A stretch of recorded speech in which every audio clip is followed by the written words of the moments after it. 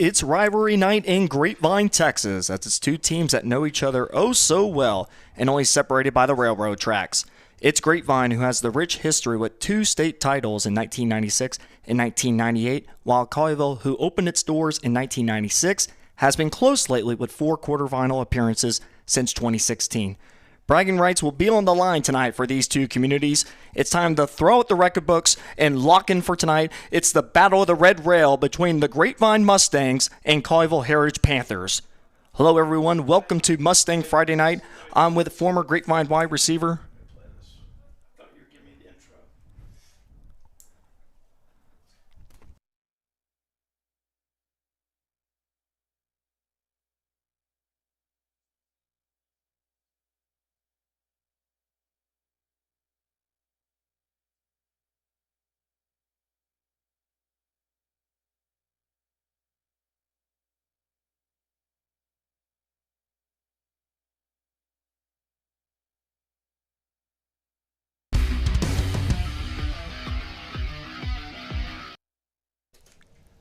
Hello, everyone. Welcome to Mustang Friday Night. I'm with former Grapevine wide receiver Drew Doherty, and I'm Mason Doherty, here to get you ready for tonight's game. Our title sponsor is Grubbs Family of Dealerships. The Grapevine Mustangs, well, they'll want to forget about last week's game and their 59-loss loss to Argyle, but I think a lot of teams like to forget when they play against the Eagles. Grapevine, now they still have one more chance to earn that first district win this season, as they are 1-8 overall. Now, Colleyville, they had a scare against Burleson last week as the Elks were up 19-15 at halftime. The Panthers, they went up 10 with 11 minutes left, but the Elks, they kept battling after a blocked field goal along with a 2-point conversion to make it 29-27. Now, Colleyville's offense, they put the game on ice as they held the ball to finish out that game and earn the victory. They are now 6-3 overall, 5-2 in district, and have locked up the 3rd seed in District 3 5A Division 2, meaning they will take a trip to Melissa next week to take on the Melissa. Now, for tonight, Grapevine will be facing the unknown at quarterback for Colleyville, and freshman Lane Vargas, who is going to be starting here tonight in replacing Bodie Weaver. Now, Vargas is a dual-threat quarterback, along with being a true freshman here as well.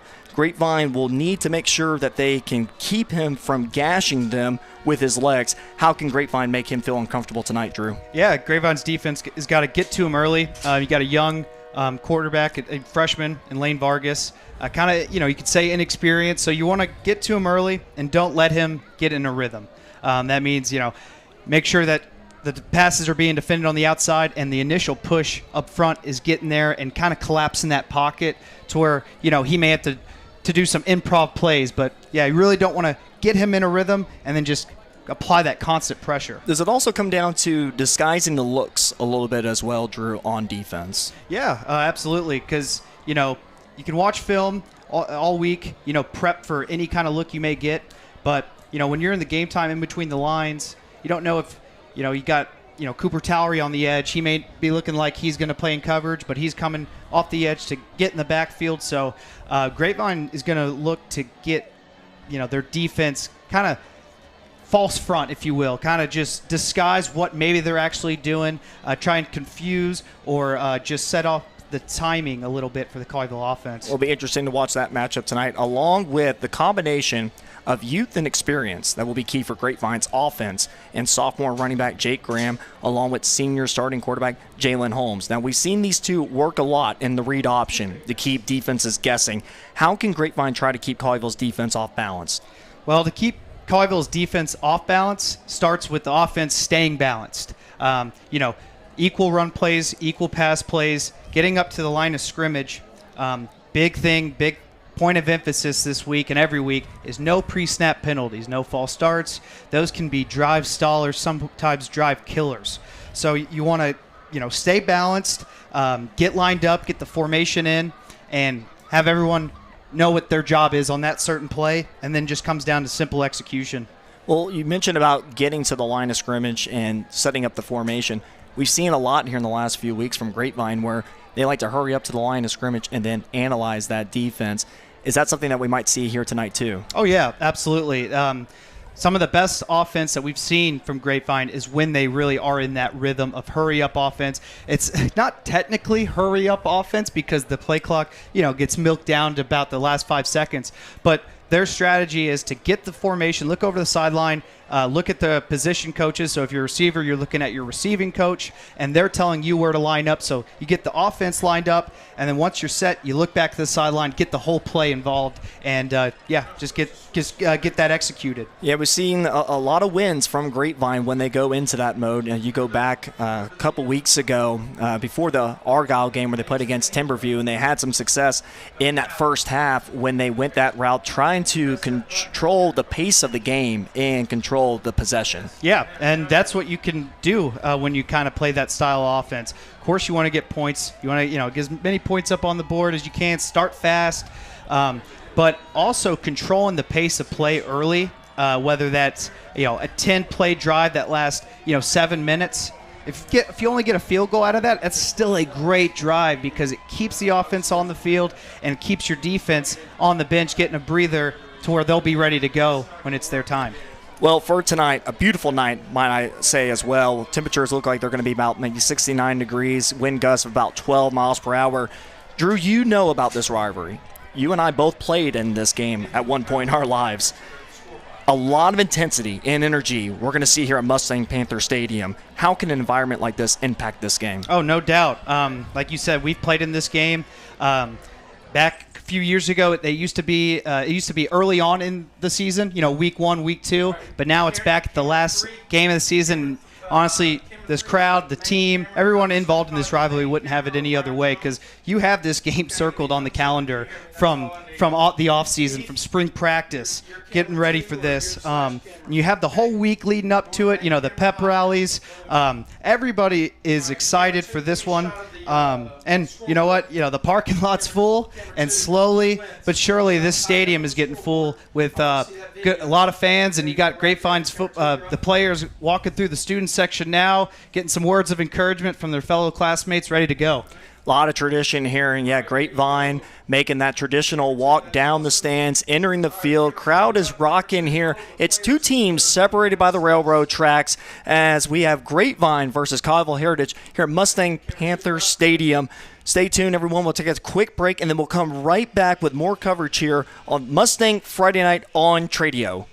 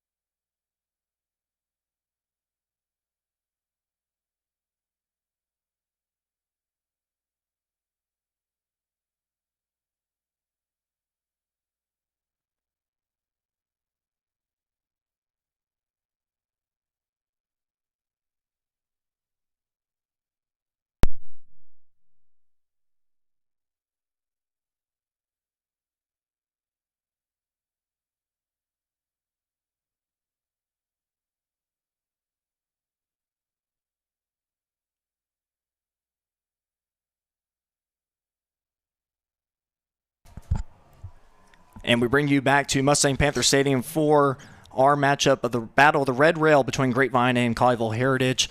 When we talked to Coach Ryan Smith for Grapevine, he was mentioning about how this team has had the theme of the no-quit mentality.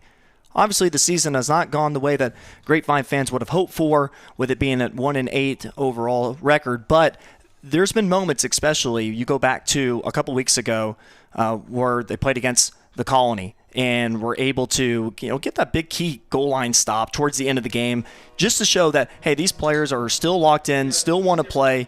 They're playing in the moment. And then even last week, when you talk about that game against Argyle, where Cooper Tower comes off the edge, makes that powerful sack, forces the fumble on the quarterback. Even though that game was a little bit out of hand, we've seen a lot of moments where Grapevine still has that fight. Oh, yeah. It tells you a lot of what their Coach Ryan Smith is trying to build here at Grapevine in his first year. Those players aren't quitting. The Argyle game was not going great for Grapevine, but they kept fighting, and they played to the last whistle. We've seen fourth down stops, fourth down stands at the goal line at the end of games, just continuing to give that effort. And, that's part of the building blocks of getting a culture that you want. Well, and then we also talked to Coach Smith about Jalen Holmes and Ty Johnson having that dual threat, if you will, both quarterbacks being able to interchange with each other throughout the game. But one thing we were curious about was, what's it like for a quarterback like Ty Johnson, who has to have that mindset that, hey, you're going to come in technically cold in the middle of a game?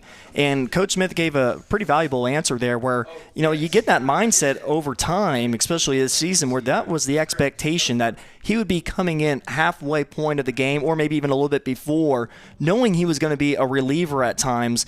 And we've seen some moments from Ty Johnson. I mean, obviously the game 59-9 last week against Argyle, not something you want to be talking about much, but there were some bright moments with Ty Johnson coming in at quarterback. Oh, yeah, most definitely. You got to take pride in getting your number called, and when your number is called, go out there and make the most of it, and that starts in practice during the week. You got to stay locked in. Even if you may not be in that rep, maybe Jalen Holmes is taking that rep in practice. You got to stay locked in. I kind of think of the World Series just recently, the bullpen. Kind of just stay ready, be right next to the coach with your chin strap buckled, ready to go. Well, we look at the coin toss here, and Colleyville will start out with the ball to begin tonight's festivities. And then the one other thing we talked to Coach Smith about was, what was the message like to his players leading up to this week, and that mindset of a rivalry game, and how that can sometimes get in the way of a player's mindset going into a game like this. And he talked about, hey, if you're into that only, you need to find some more motivation, such as internal motivation, because that stuff only fades after a few minutes into a ball game. Oh, yeah. That it's all, the build-up, the pump-up is there prior to the game, but once the ball snapped, you're locked in and you just want to win. But I will add, a lot of these kids have been playing against each other since middle school. Cross Timbers, Colleyville Heritage, Grapevine Middle, Colleyville Middle. They all played against each other, and now it's just on the varsity level. So that's what's special about this rivalry. Well, we'll take it down to the field for our national anthem.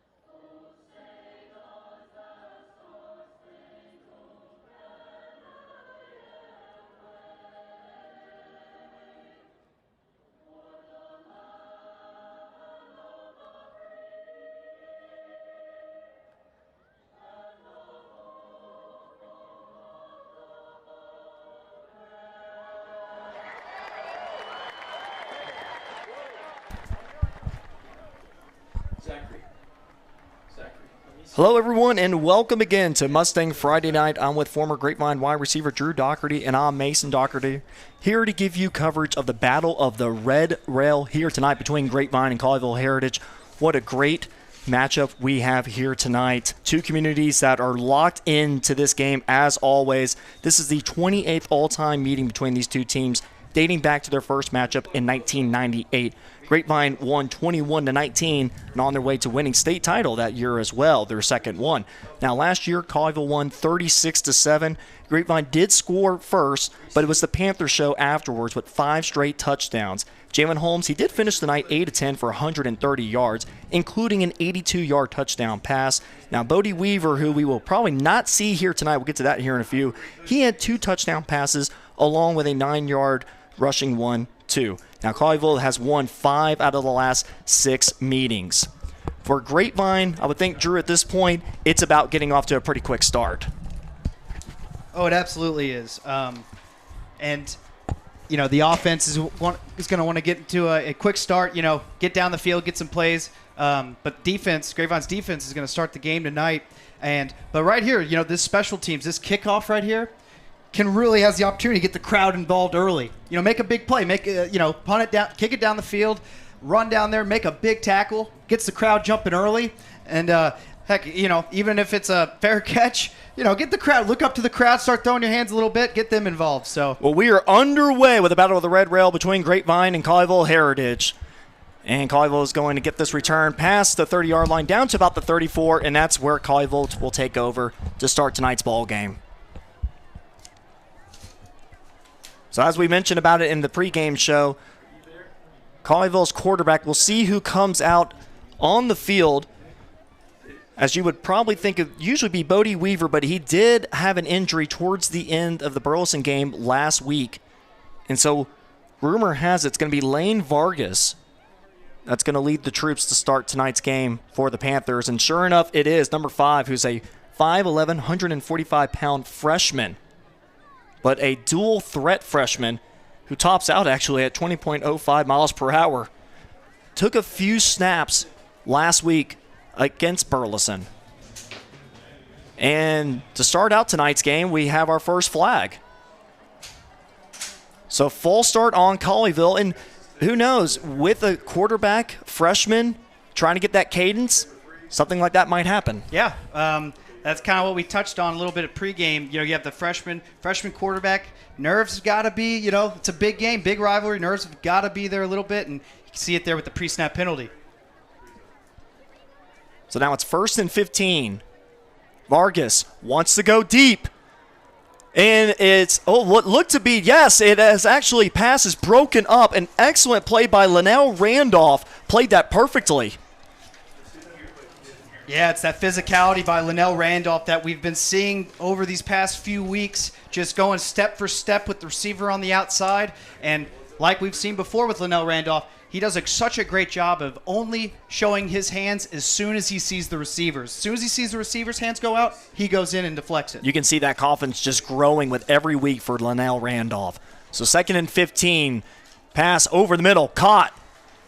Tackled at about the 40-yard line. Cooper Towery in on the play. And that catch made was by Trevi Prescia. So it's going to bring up 3rd down.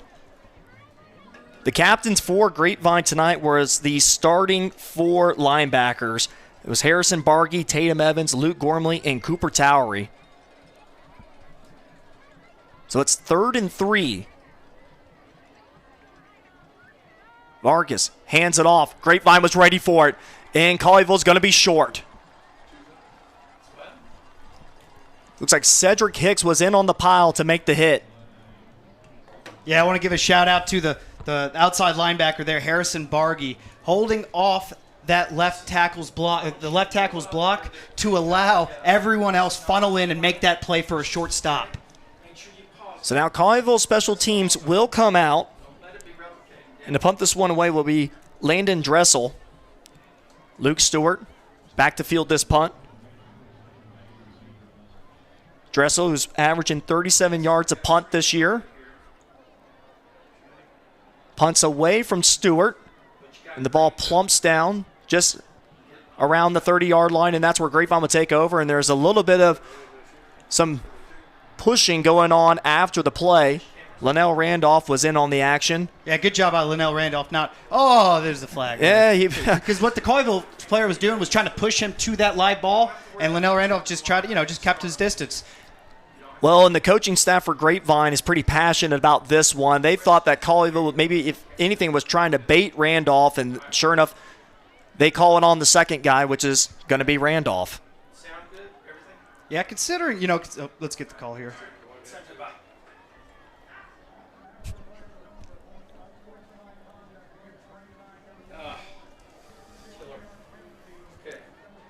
Yeah, if I'm being honest, not very egregious. If you're the referee going into a rivalry game, I think what has sufficed there is just hey, knock it off. Let's go. It's early in the game.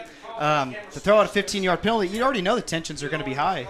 Yeah, it also makes you wonder, what was said before this game from the coaching staff to give them a heads up. Hey, it's going to be a little bit of a rivalry game. It's going to be some physicality. But in this case, the refs are going to try to keep it as clean as possible. Now it's Holmes on that right side following his mates and is brought down at the 20. Good for a 4-yard gain.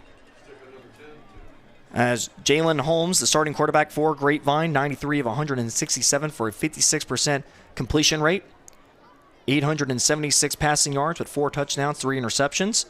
And rushing-wise tonight, or at least this season, 67 carries for 184 yards and 5 touchdowns. Brings up 2nd and 6. Cooper Towery in motion. Wants to go out to Luke Stewart, who gets a block from Towery. And Luke Stewart's able to pick up a first down. There is a flag that was thrown towards the end of that play. Might be in the vicinity of a holding. That's what's on the screen now, I think. Cooper Towery, who was, again, in motion, got a nice lead block for Luke Stewart to run by. Grapevine trying to get the receivers involved early by the perimeter. Grapevine already with 1 penalty tonight on that unsportsmanlike conduct that caused them to start this drive at the 16.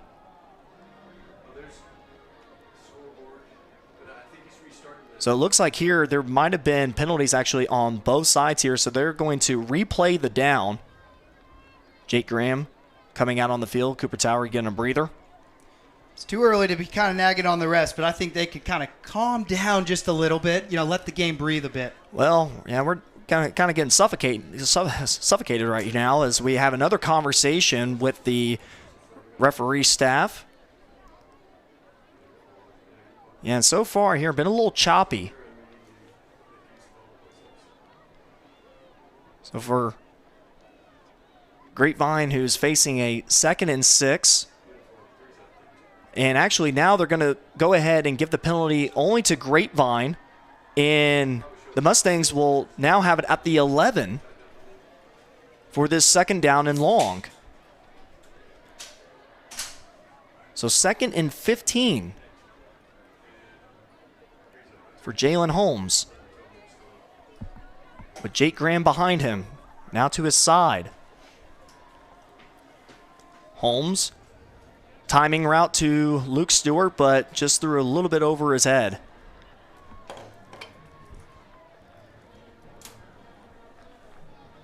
So 3rd and long here. I mean, those penalties just, can be just drive killers there.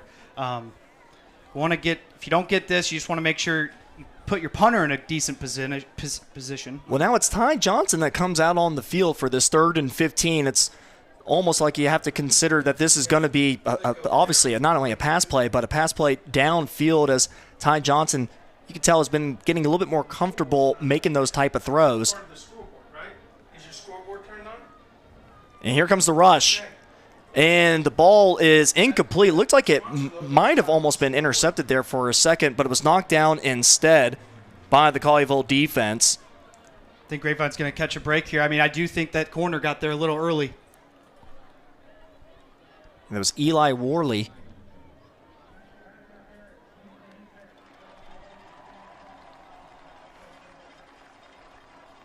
So Grapevine catches a break here. You have that aggressive defense by Woolery caused the referee to throw the penalty.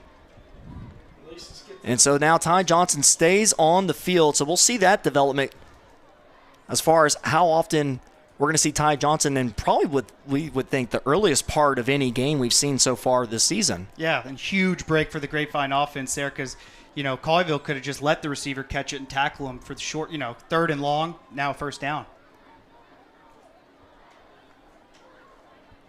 So it's actually a pass out there to Ryling going, and what looked to have some promise to it. Ty Johnson just not able to connect with him. Yeah, held on to the ball a little too long, kind of forced it into the ground. Couldn't really give Ryland going much of a shot there. But you want to get your court, throwing. If you're going to throw Ty Johnson in there, you want to get some easy completions and look for him to continue that, whether it be a slant, little swing route, intermediate routes.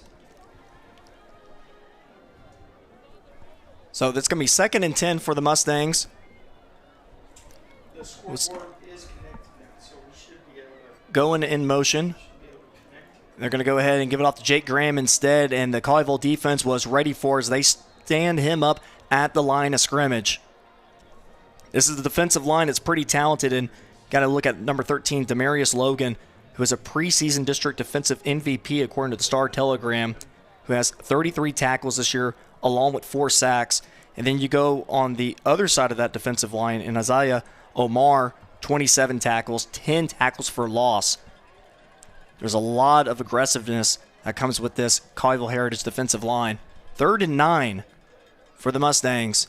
Ty Johnson wants to go deep, and it is a jump ball, and I think the Panthers have come down with it. They have interception.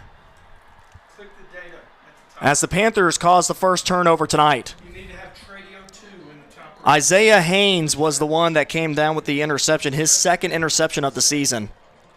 Yeah, heck of an effort there by Isaiah Haynes, high pointing the ball. Not a tough task when you have 6-foot Ryland going, jumping up as well to try and get that down, but heck of a job battling and high pointing that football, coming down with it.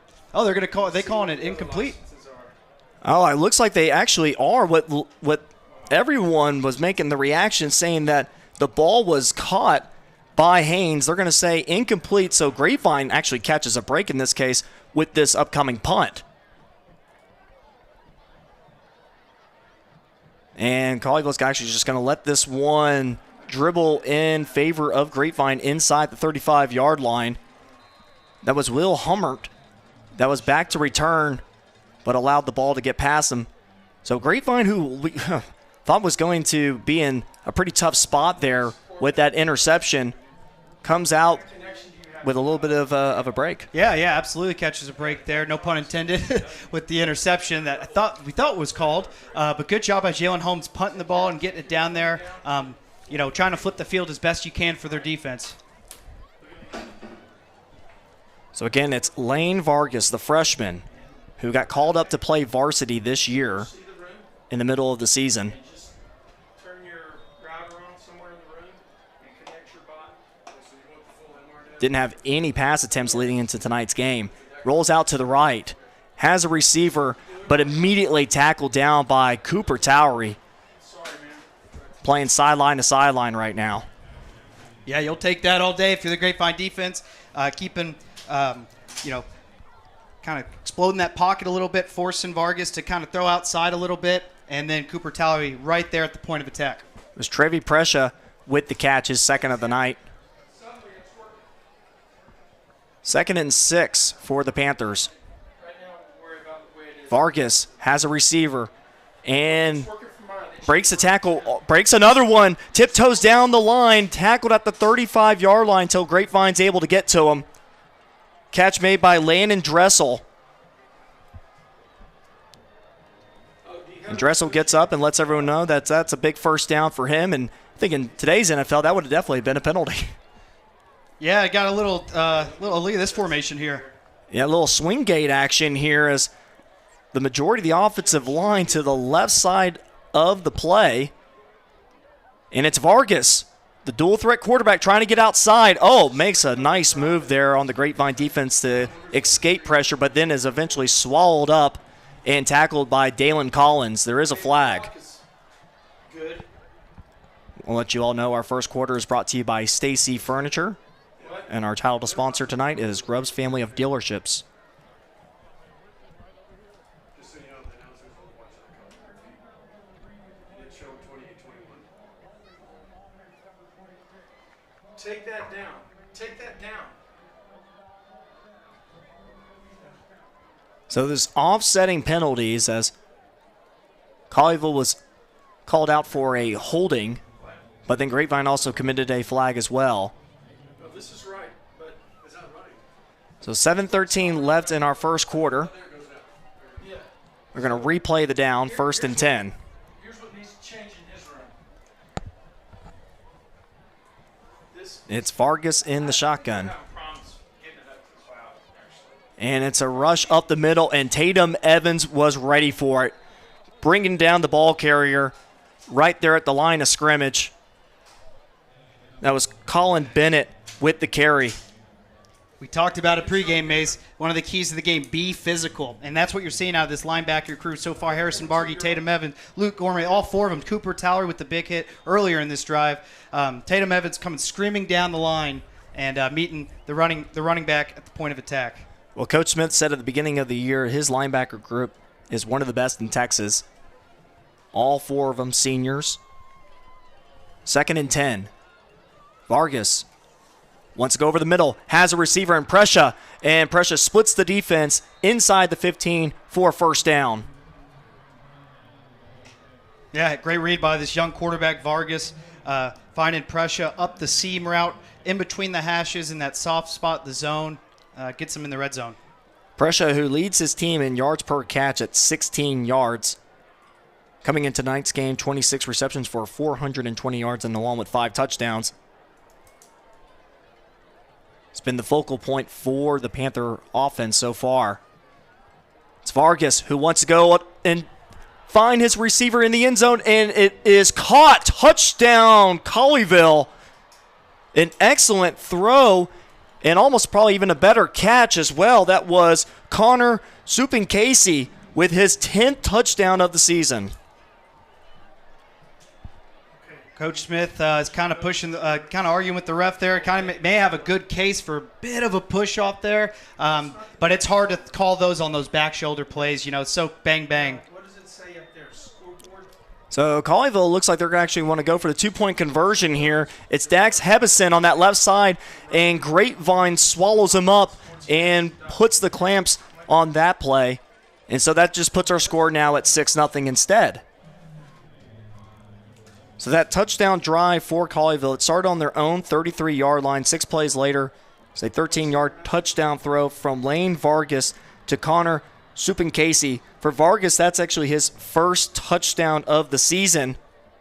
As we mentioned about him not getting much playing time this year with being the backup to Bodie Weaver, who Bodie Weaver has 27 touchdowns this year with only 4 interceptions.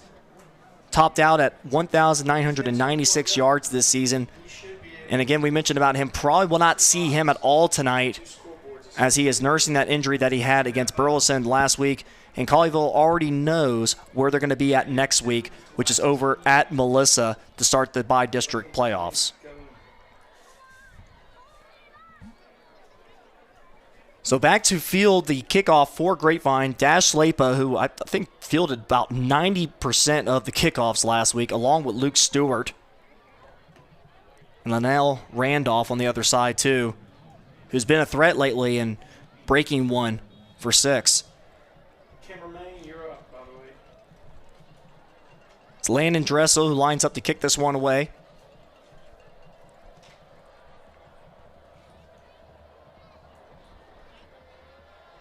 And it'll be Luke Stewart who returns it.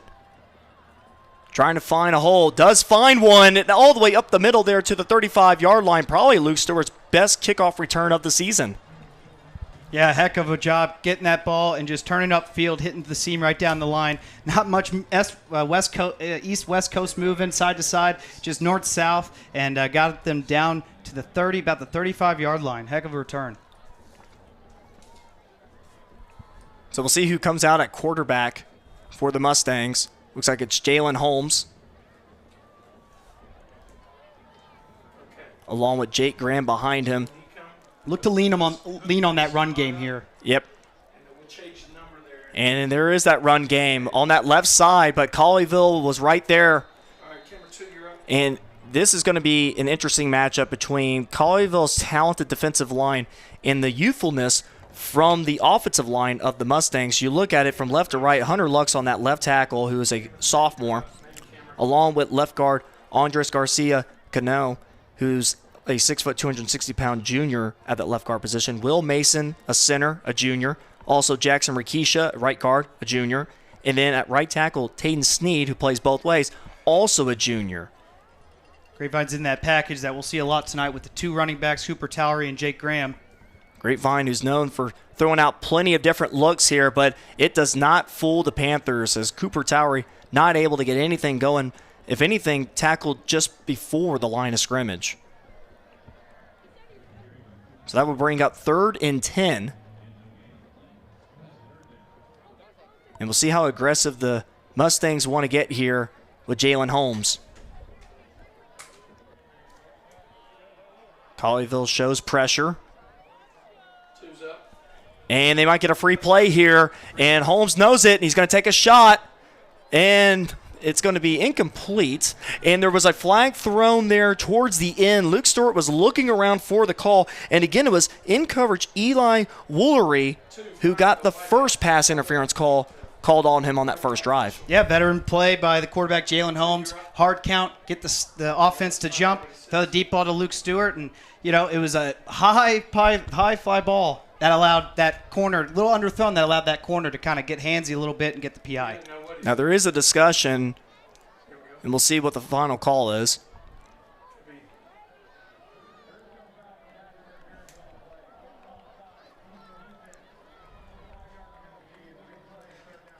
So that discussion that I was just mentioning about, that was what was talked about. Was there going to actually be pass interference on that play? And Coach Smith is hot right now. But in this case, Grapevine does pick up the free 5 yards on the encroachment. Yeah, I mean, that's pass interference at the highest level. When the corner, his responsibility is to keep his eyes turned around, find the ball and not run into the receiver like that. So interesting no call.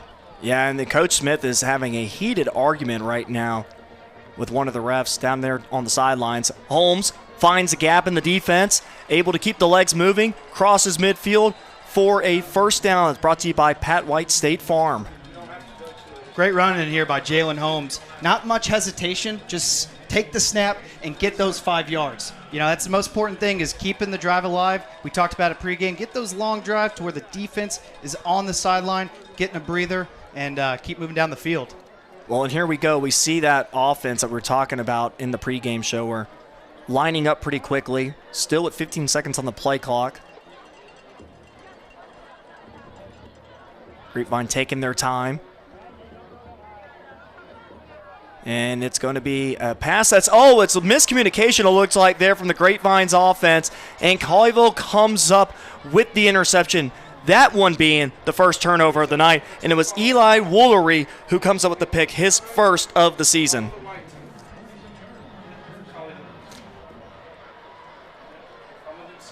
Okay, yeah, so big-time miscommunication there by the receivers there, Luke Stewart and Ryland going on the outside. You had Luke Stewart running a post route, Ryland going running a little out route, not deep enough in their routes, kind of collided, forcing the ball to go over their heads and get picked up by Colleyville's defense. For Grapevine, it's an offense that averages 1 turnover a game, it being now their 10th turnover of the season. Vargas wants to go deep to a wide-open receiver on the sidelines. He might be able to outrun the rest of the defense. It's Connor Supin-Casey who picks up his 2nd touchdown of the night. For Lane Vargas, his 2nd throw for 6 tonight as well. And just no one was anywhere near him. No, nobody was near him. Missed assignment there on the back end. I think, what has to do with that is that sudden change. Colleyville gets the interception, offense runs out to the field, defense has got to get out there, get set. Sudden change can really kind of impact, and you saw it there. Not getting to their assignments on defense. Colleyville lines up for the extra point by Lane and Dressel. They try to go for 2 on their previous touchdown. And Grapevine looked like they were pretty close there at blocking that one, but Colleyville puts it up through the uprights and now puts our score at 13-0. 54-yard throw for a touchdown from Lane Vargas to Connor Supin-Casey, also known as Soup. to the folks there on the other side of the field dressed in red and black. So, Drew, you just mentioned about it. It's almost like, hey, Grapevine's been punched in the mouth here. It's time to regroup. Yeah, no, absolutely, and they still obviously can. It's early in the first half. You see some good things out of the offense. Jalen Holmes running the football. You want to get that push up front with the O-line. Get them to get that initial push in the trenches to where you can create some running lanes for Jake Graham and Cooper Towery. And then obviously just got to take care of the football because you're playing against a Colleyville team that has no fumbles all year and only 5 interceptions. So they're not going to give up the ball. You're not going to get many free extra possessions in this game. So you got to play complementary sound football on the offensive side. Yeah, this is a Panther offense that can put up a lot of points. They average 37 points per game this season. So this is no stranger to them. As Dressel booms this one away. And Luke Stewart will field this one. And then tries to break a tackle, does. Keeps the feet moving down to the 27-yard line. And that's where Grapevine will take over on their next offensive drive, their third of the night.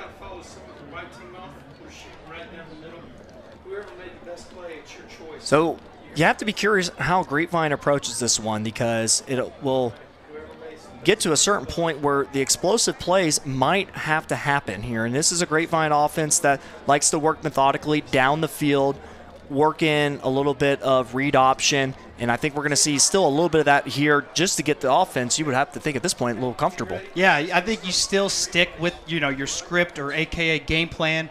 Run the plays that you've been practicing all week, get in a groove. And it's a carry up the middle, a physical run there from what looked to be Jake Graham down there in the middle of it all.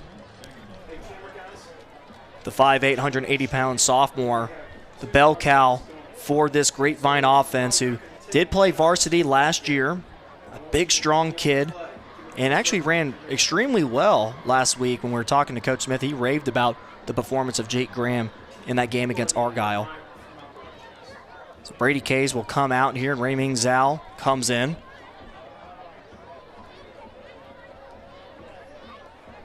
Second and 3. Holmes pressured, has a receiver, and Graham just gets enough for a first down. For Jake Graham, his 7th catch of the season. Yeah, very, very neat play design by Coach Ryan Smith here, and good job by Jalen Holmes executing. Fake, look to the right, get that safety and the whole defense to turn over, and then you got your guy running back Jake Graham out in the flats, and then he's got some yak to get the first down, move the chains. Well done. It's good for a Pat White State Farm first down. Now the receivers are stacked here on the right side. Rayming Zhao in motion. Holmes hands it off to Graham on that left side, able to try to cut up field and gets just past the 40. So, Drew, like you said, it's about getting that running game developed here, getting the offense in a rhythm. There's a pretty good guy down there in Jake Graham you can do that with. Oh, yeah, absolutely. He's a playmaker. I mean, we saw it on that Graymark Insurance replay where, he caught the ball about 5 yards before the first down, caught it, turned upfield, and just moved the chains. So it's nice to have in the backfield. A minute 30 left in our first quarter, brought to you by Stacy Furniture.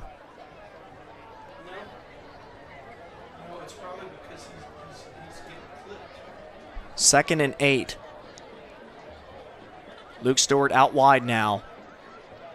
And it's Graham on that left side, but that defense was there ready for him. It looked like Graham might have found daylight there for a second, but Colleyville had other ideas. Yeah, Colleyville front is doing a good job of keeping them lateral, playing lateral, keeping Jake Graham in front of him and not letting him hit any holes up the middle. Look to see these receivers on the outside. You got Brody Hunter, one-on-one matchup, a little bit of safety help, but look to see these receivers get involved. Colleyville shows pressure. Holmes looks like he might be changing it up now seeing what Colleyville was going to bring him. And it wants to go deep, and it's intercepted again by Woolery, his second interception of the night. And it just looked like that pass just didn't really have much of a chance to get to Luke Stewart. Again, not sure if it was just a little bit of miscommunication, but Colleyville was all over it. Yeah, I think just a flat-footed throw there, unfortunately, by Jalen Holmes. Just kind of left it up, intended for Luke Stewart, but couldn't quite get there. A little too much air under it. Colleyville ball. And for Colleyville, they get the ball just about the same spot they had it for Woolery's first interception. And if you're a Grapevine fan, you definitely don't want to hear that because the next play was a 54-yard touchdown catch to Soup. Yeah, they're going to have to adjust to sudden change. Much better on this drive than before. So it's Vargas who is not afraid of taking the ball deep, and he has a receiver caught about the 30-yard line. What an excellent grab. It was made by Lucas Sunwall, who actually took a visit here recently to Baylor, 6'1", 175-pound sophomore. Yeah, you can see what Baylor likes about this kid. Just jumps up, looked like good coverage there on the outside, but able to just get up and high point that ball and bring it down. Yeah, heck of an effort. Yeah, it was Dalen Collins and Linnell Randolph on that side. Just not enough there to stop this Colleyville offense right now. I think the only thing that might be able to stop them right here is a flag for false start. Nope, instead of that, the flag was thrown, but in this case, we're actually going to take it to the end of the first quarter where our score, 13-0, Colleyville leads here at Mustang Panther Stadium. You are watching Mustang Friday Night on Tradio.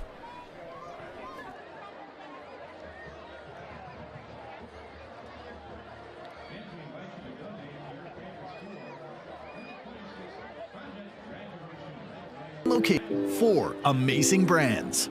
Grubb's family of dealerships. Located on Highway 114, 25 acres of luxury car shopping. After 75 years of serving the Dallas-Fort Worth Metro, we invite you to shop Grubb's Acura, Infiniti, Polestar, and Volvo, all in Grapevine. Our service departments are fully staffed and ready to help with walk-ins or appointments. Start with the best, skip the rest at Grubb's family of dealerships.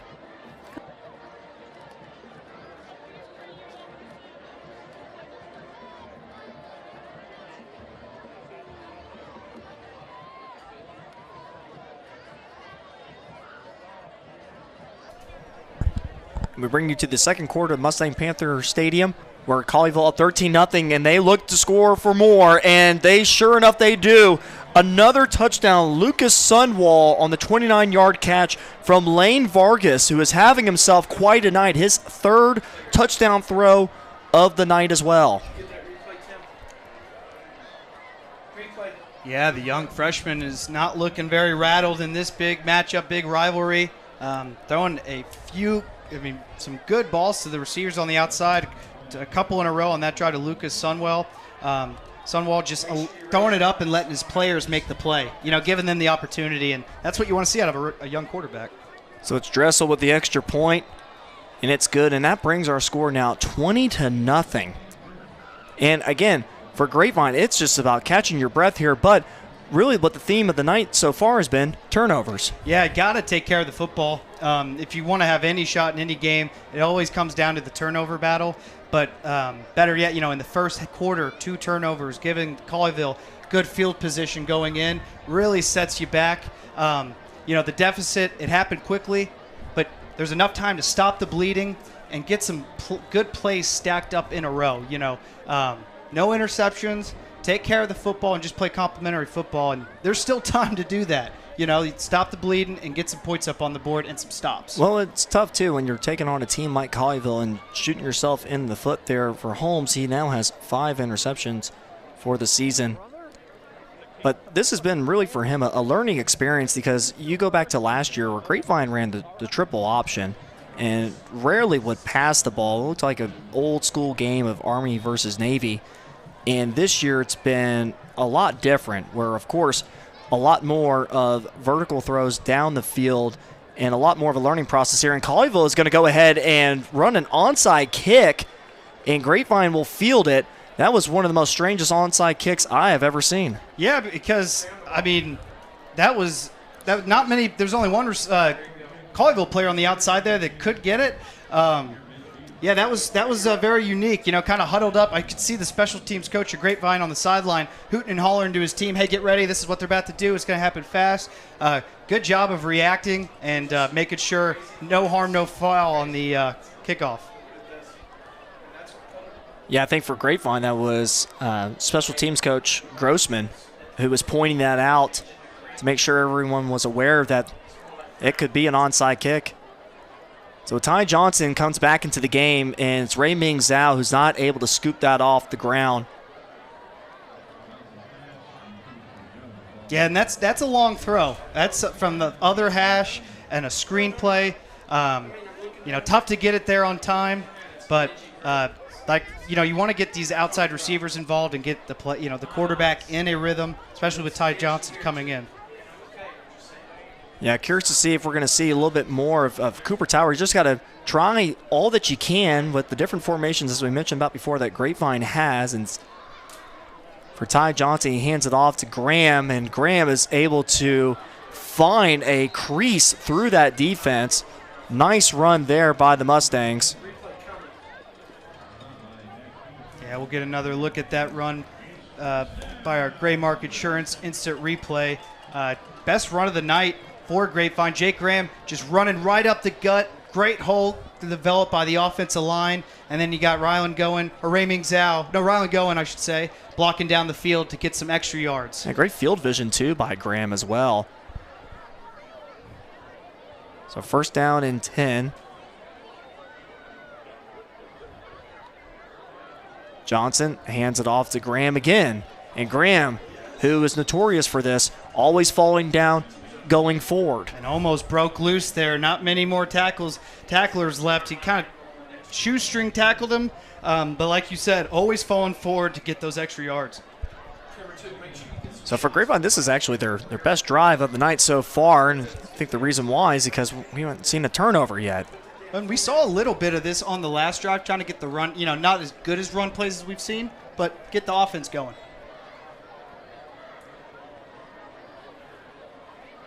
So for Johnson, he's actually going to go ahead and try to find Luke Stewart. Luke Stewart with those strong hands, able to break away from the defense. Touchdown Mustangs. A 32-yard catch by Luke Stewart. For Ty Johnson, his third throwing touchdown of the season, but man, did he put it on him. Yeah, love the play design. Get the receiver who's been on this instant replay, just a slant route, and then he just catches it and turns up the seam to get in the pay dirt. I like the play design to get Luke Stewart the ball because of how he's been doing this kickoff returns. He's involved in the game. He's ready to go, so nice job getting him the ball, and he's rewarded with some pay dirt and 6 points. It's Austin Schilling who puts the ball up the uprights for the extra point. He's 9-9 now on extra points for the year. And Grapevine gets on the board 20-7. That was a 4-play scoring drive that started on their own 49-yard line. And you got to go back to that onside kick that Colleyville tried. And, if you're someone on that Grapevine sidelines, you have to sometimes take that a little personal. Oh, yeah, you absolutely do. No matter who you're playing, if the other team wants to try and sneak an outside kick by you, but especially, your rival, and so in Colleyville. So, but good job of getting that ball and then taking advantage of it. We always talk about that, taking advantage of turnovers. So you get the offense on the field, score points off those turnovers. That wasn't one, but you know what? They took advantage of the short field with Colleyville trying to sneak one by them. Well, these two teams, as far as the freshman squad and the JV squad, they played each other yesterday, and there was a little bit of chippiness that happened in those games. And not sure if it's going to transition into what we're going to see here tonight. But for the Mustangs, they go ahead and get their first scoring drive of the night off that onside kick attempt from the Panthers. Now, Cade Moreland lines up for this kickoff. Fielded about the 10. And Grapevine's ready for it as well in the return. An excellent play by the kickoff coverage. That was Dash Slapa making the hit. Number 82, Dash Slapa. That is textbook. That's what they call teach tape. That is how you break down and you make a tackle right there. Let's get another look at this by the Gray Mark Insurance instant replay. He had a lot of room in front of him to get some yards after the catches the kickoff, but look at that, cutting down and just exactly textbook tackle by Dash Slapa. Well done. You can tell why head coach Ryan Smith calls him just a flat-out football player. So now it's Colleyville who will start this drive with what most likely looks to be a penalty.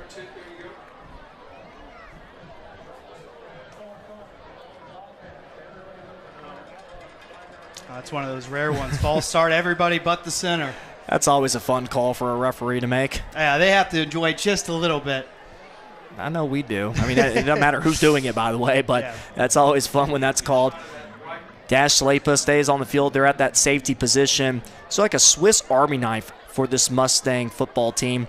You got him at kickoff return, obviously kickoff coverage, defense. We see him on offense. He's everywhere.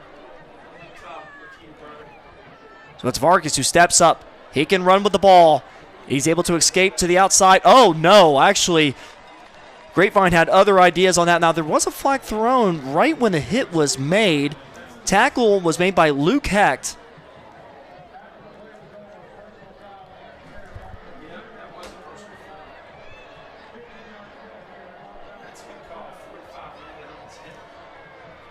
So there was a personal foul called on Grapevine. We're trying to get a look here and see if we can describe this to you as far as where it happened. It was Cedric Hicks that came in just a second late and hit Vargas in the head. Yeah, we'll get another look at it here. Nice tackle by Luke Hecht on the outside. Well, and then, like you said, just came in a little bit late. So it's Bennett up the middle, and he might be off to the races. No one's going to catch him. Blazing speed by Colin Bennett. As it goes for a 59-yard touchdown run for Colin Bennett, his second touchdown of the season. No one was going to catch him.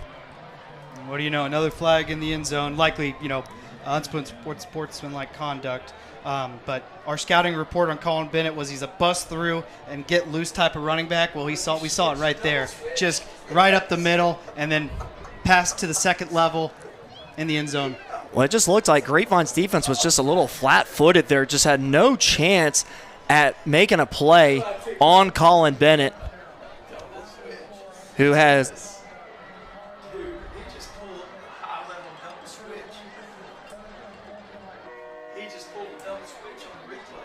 So from what we can tell up here, there was a unsportsmanlike conduct penalty on Colleyville probably when the dancing was going on there after the touchdown. So we'll see that be enforced most likely on the upcoming kickoff. But for the Panthers, Dressel lines up for this extra point. And it is good, and that puts our score at 27-7 with still 9 minutes and 50 seconds left in our second quarter, brought to you by Compass Church. But that scoring drive for the Panthers, just 2 plays, and Bennett, who makes people look very, very slow because just how quick he is, burst through that middle there. We'll take a short break here, and we'll come right back with more coverage here of Grapevine versus Colleyville.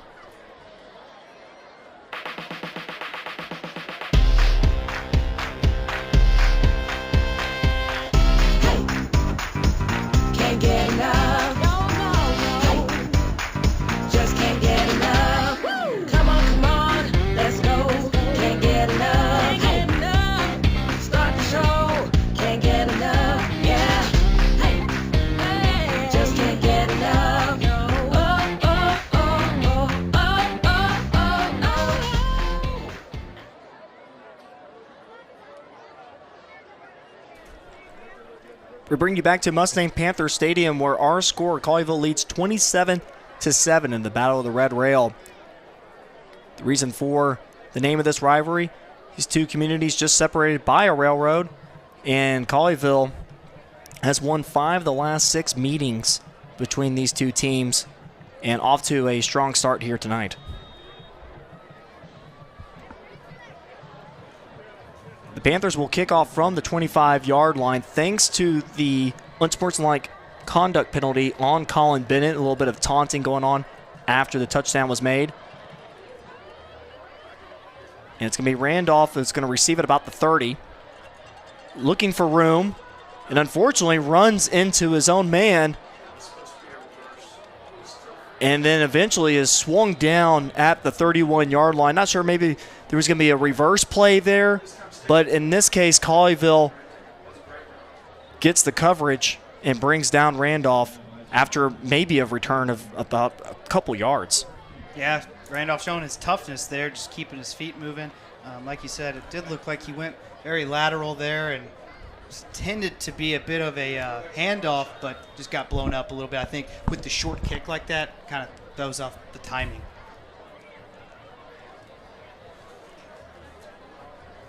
So it's Ty Johnson back out at the quarterback position for the Mustangs. We'll see if they want to go back to Luke Stewart, who had the 32-yard touchdown catch on that last drive. In this case, they give it off to Graham. And Graham runs right into the edge of the defense and is brought down at about the line of scrimmage. That was Will Kennedy, who is a sophomore with 21 tackles this year, who rotates in on that defensive line. It's a defensive line that is pretty talented, too, for Colleyville. Very physical, very quick, very aggressive. And for, again, we mentioned about it before, for Grapevine's offensive line, they got quite a tough task here against the Panthers.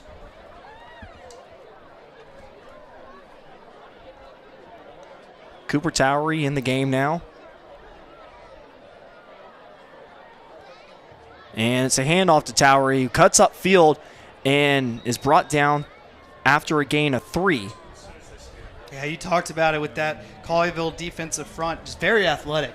Can move side to side, in that 5-yard, 10-yard margin. You see the pulling guards of Grapevine. Colleyville's just able to beat him to the spot and force a minimal gain. Yeah, they only give up a little bit over 100 yards per game against the rush. And it's Ty Johnson who wants to go to receiver towards the sidelines, and it's caught at the 45. Good for a Pat White State Farm first down.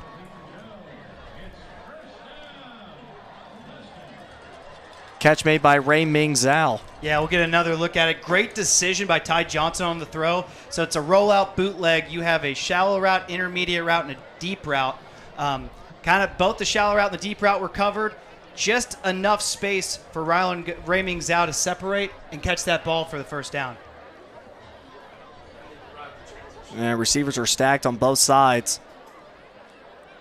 And Colleyville's defensive line, just that massive size that they have in the trenches there. It's DeMarche Logan, who actually plays on both sides of the field on offensive line and defensive line. Rotates in that interior part of the defensive line for the Panthers, makes the stop. Yeah, Grapevine really trying to establish that inside the tackle run game. Well, it looked to be where Grapevine was going to try to get off a play pretty quickly, but they went ahead and go take a look at the sidelines with 10 seconds on the play clock. Johnson, pressure, finds Chase Carter, and Chase Carter is knocked down on his backside pretty quickly. Nice play there made by the defense of the Panthers. That tackle was made by Dax Hebison, a senior who really is the leader of this defense right now with the loss of Joey Nesbitt, who was their leading tackler at 97, who injured himself last week.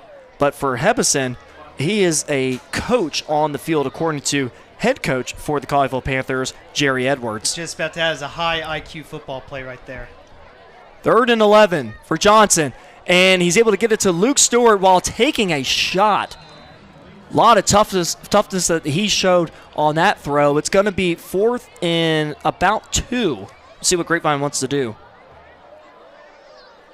Yeah, Ty Johnson getting some zip on that ball. Nice job staying in the pocket and getting his feet underneath him to get this ball out on a dime, just short of the first. Let's see if they decide to punt it.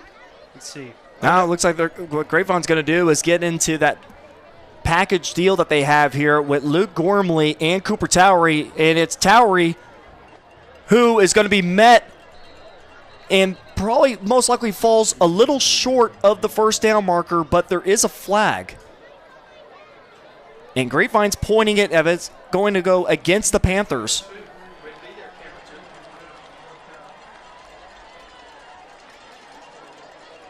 So flag thrown on Colleyville.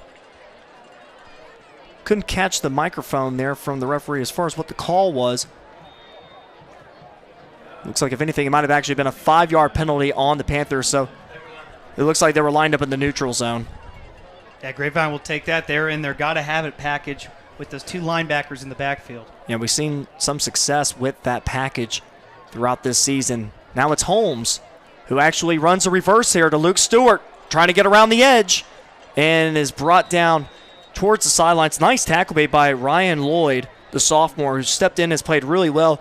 This is another player that has stepped in for this defense due to the loss of Hayden West. Hayden West, who was a former UTSA commit at the beginning of the season, but has reopened his commitment. He was hurt a few weeks ago and has not been able to come back.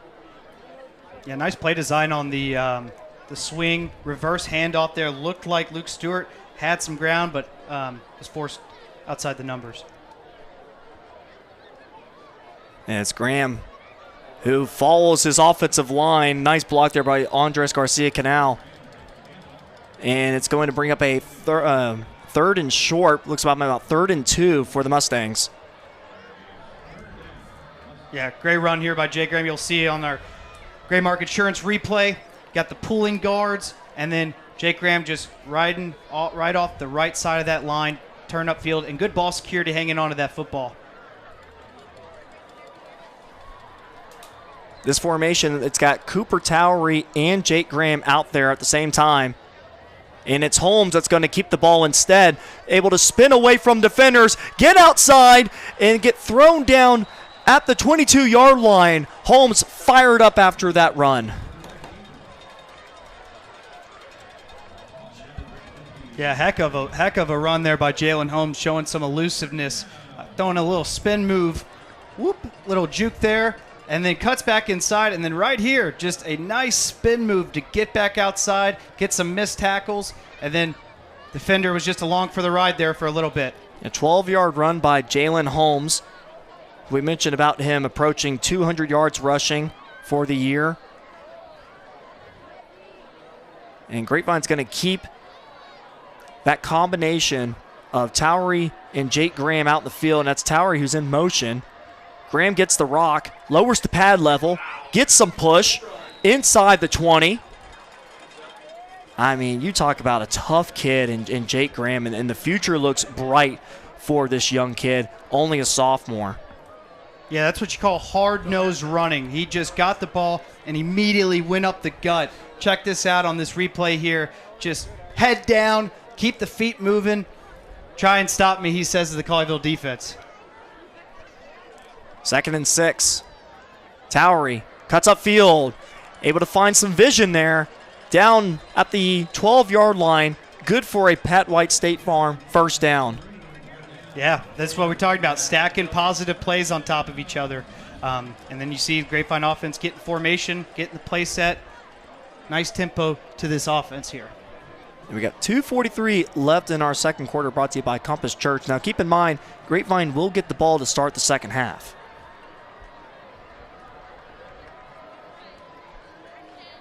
And some conversation going on there with Cooper Towery and Holmes. Graham in motion.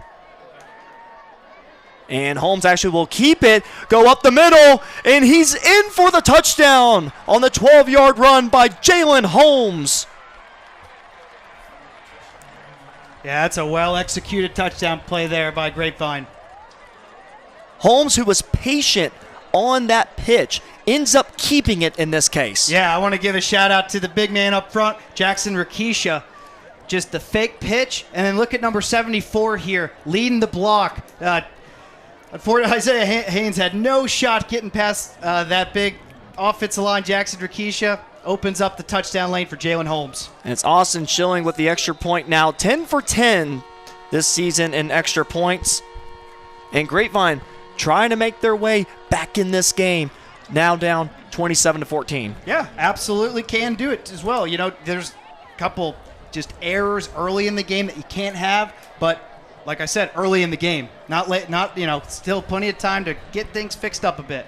Well, we'll take a short break here, and we'll come back with 2:18 left in the second quarter here as you are watching Mustang Friday Night on Tradio. Shop Stacy Furniture and Design, the family-owned furniture store that North Texans trust for the best selection of quality furniture. Our showrooms are curated with a sharp focus on design, like this new, beautiful 3-piece sectional. New collections are arriving daily. With our price match guarantee, you can always rest assured that you will never overpay for furniture from Stacy's. Our family's commitment to offering the best in quality, style, and affordability is truly what sets us apart. Remember, if you're shopping at Stacy's, you're shopping with family. And you're not burning money. We bring you back to Mustang Panther Stadium on Mustang Friday Night on Tradio. Colleyville up 27-14. That touchdown drive for Grapevine. That was a 13-play drive for the Mustangs. Cade Moreland with the short kick. Field at the 30. And Colleyville is actually going to get a decent return here up to the 44-yard line. And Drew, you were mentioning it during break. Thought maybe there'd be an onside kick from Grapevine? Yeah, just the way that the momentum, there's a little bit of momentum on Grapevine's side now, just considering the way that the first quarter started with the 2 interceptions and Colleyville getting points really quickly off those turnovers, but kind of keeping them on their toes with the pooch kick as well. So Colleyville's got all 3 timeouts. As Lane Vargas, who already has 3 touchdown passes tonight, able to find his receiver there out in the flats. That was Gabriel Bess, who gets pushed out of bounds. His first catch of the night. Gabriel Bess and Colin Bennett replacing Gerard Wiley, the starting running back, who has really been transitioning over to defense, but then he had a pinky injury from last week, and there's talks that he might not be back for quite a while. That's a heck of a break and play by Cooper Towery, getting the receiver out of bounds. They lost a yard, get a play in before 2-minute warning. So Vargas, just a quick 5-yard out, and not only is he going to get 5 yards, but all the way down inside the 30-yard line. That's Lucas Sunwall. The receivers for Colleyville tonight have been explosive, and Grapevine is really having a hard time bringing these guys down. And so that brings us to the 2-minute timeout with 1:56 left in the second quarter. So, Drew, we look at this now. Colleyville has not only been able to spread the ball around. We, of course, saw Colin Bennett on that previous drive with that big touchdown run, too. But credit to Lane Vargas, this freshman, showing a lot of poise here tonight. Yeah, Lane Vargas showing that the moment is not too big for him. His first battle of the Red Rail game at the varsity level. I mean, he's a freshman, so, first experience at the Battle of the Red Rail at all, not fresh, freshman into the game, showing a lot of composure and just making the smart plays and having the Colleyville offense very balanced. Like you said, running is going well. Colin Bennett gashing the defense for a big, long gain. And then these receivers on the outside, Lucas Sunwall, he's having a heck of a game. Going to be interested to see the adjustments that the corners, Dalen Collins and Linnell Randolph, make in the half. Yeah, Lane Vargas, 9 of 10 for 187 yards and 3 touchdowns so far. Future looks bright for the Panthers. It's Bodie Weaver, who's out right now with an injury, a senior. Vargas has plenty of time. He's got a lot of turf in front of him. Heaves it towards the end zone, and it falls out of bounds. But the moxie of this guy, too, because we've seen a handful of throws go downfield. He is not afraid of the moment. A gunslinger, if you will. Yeah, he slung it right there, but I think it may have been the best option for him. He had a lot of grass in front of him. Turn it upfield. You could see what his passing ability is doing to this defense. They're all back, playing in coverage, making sure they don't give up a big play, but leaving a lot of open grass in front of him. Yeah, as and well. It is surprising, too, because he is a dual-threat quarterback, so he's not afraid to take off with it as well. 2nd and 10, and Colleyville is not going to get anything on that run. Nice pursuit there by the defense as Judah Johnson in to make the play.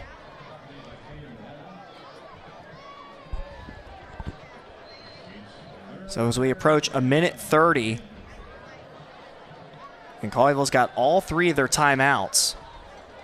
As does Grapevine. It's going to be interesting to see kind of a strategic play with how the timeouts are going to be used.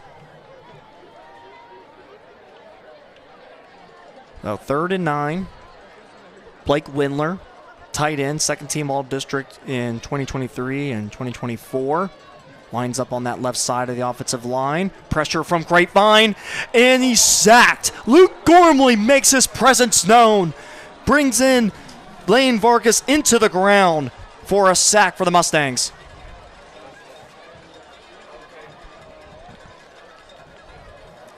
Heck of a play there by Luke Gormley. That's one way to get a quarterback out of rhythm, try to get uncomfortable a bit.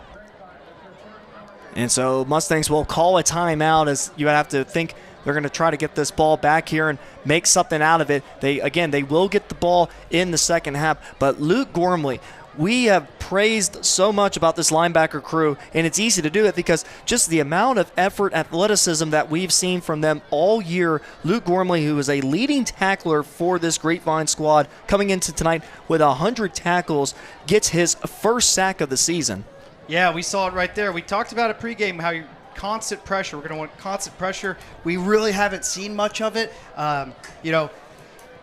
Vargas is able to get the ball out, plenty of time in the pocket. But right there you see on the blitz, Luke Gormley coming in, making a big play and causing a 4th and forever. And, out of field goal range for sure, out of field goal range now. Beforehand it was a little, kind of borderline, but now this is kind of punt territory. Well, Drew, and we go back to that point that you made previous plays ago where Vargas could have ran up on that left side of the field for a huge gain, didn't have anyone in front of him, ends up trying to throw it into the end zone. Instead, he takes off with that. That's at least a 20-yard gain, and we're talking about a whole different story right now. And it doesn't stop the clock either to save all those timeouts. And it's a high snap there. Dressel does bring it down, and it's a high punt that will come down at the 21-yard line. And with 48 seconds left, Grapevine might have a chance here to get one last run here before we close out the first half. Yeah, this would be stealing a possession for sure. Got Colleyville offense on the field with less than 2 minutes going into the half. You think, okay, they're going to milk it. If anything, get 3 points, just try to hang on to the football, avoid turnovers. But with the clock management of Grapevine and the incomplete passes that stop the clock, it's almost like a turnover in terms of stealing a possession and getting some points up before the half. And they get the ball back at second half as well, Grapevine does. Well, it's Jalen Holmes who's out there on the field right now, along with that formation that they had a lot of success with on that last drive, Jake Graham and Cooper Towery. Holmes wants to go deep. He's got Luke Stewart. Oh, and the ball just falls just before he was able to snag that one. On the coverage was Eli Woolery. But, for Holmes, that is at least a little bit of an encouraging sign. Not afraid to heave it downfield. And that pass, was almost able to connect there with his intended receiver. Yeah, I like the aggressiveness on the play calling, and like you said, Jalen Holmes able to rip it down the field. All 3 receivers went deep. Now you saw him jogging back to the line of scrimmage, so see if they continue that. It's something that Coach Smith was talking about with us before the game tonight, working on the development of that vertical game with Jalen Holmes. He wishes that he had another year to work with Holmes. Of course, Holmes being a senior now, but coming from an offense where they had that triple option type of offense last year, not throwing the ball much, a lot more of a learning experience for someone like Jalen Holmes to not always just be considering the read option, but more of the run-pass option instead. Yeah, and to kind of run that offense effectively really takes a lot of watching tape, seeing how linebackers react to certain looks, to where if you fake the handoff, linebacker comes screaming down, throw it right behind him, get the slant route, take it to the house, or if the linebackers go upfield to defend the pass, you can run it, and then you can run it with either Jake Graham or Jalen Holmes. Well, Grapevine calls a timeout here with 28 seconds left. Yeah, and they were working on his mechanics too, from the offseason into the new football season this year. And again, you go back to someone who didn't have to really probably do it as much in that triple offense, triple option type of offense where you're looking at more of a rushing attack in that type of style compared to getting the ball down the field through the air. So 3rd and 4 for the Mustangs. Rayming Zhao in motion. And it's Zhao who's the intended receiver, but the coverage made by Ryan Lloyd was able to stick to Zhao. Zhao not able to come down with it. So it looked to be a brief injury on Lloyd, who was able to jog off on his own power, and he actually, the referee is going to at least have him come out for a play. And with a 4th and 4, Grapevine's going to go ahead and punt this one. Holmes plans on punting this one away. The intended punt returner is Connor Soup for the Panthers.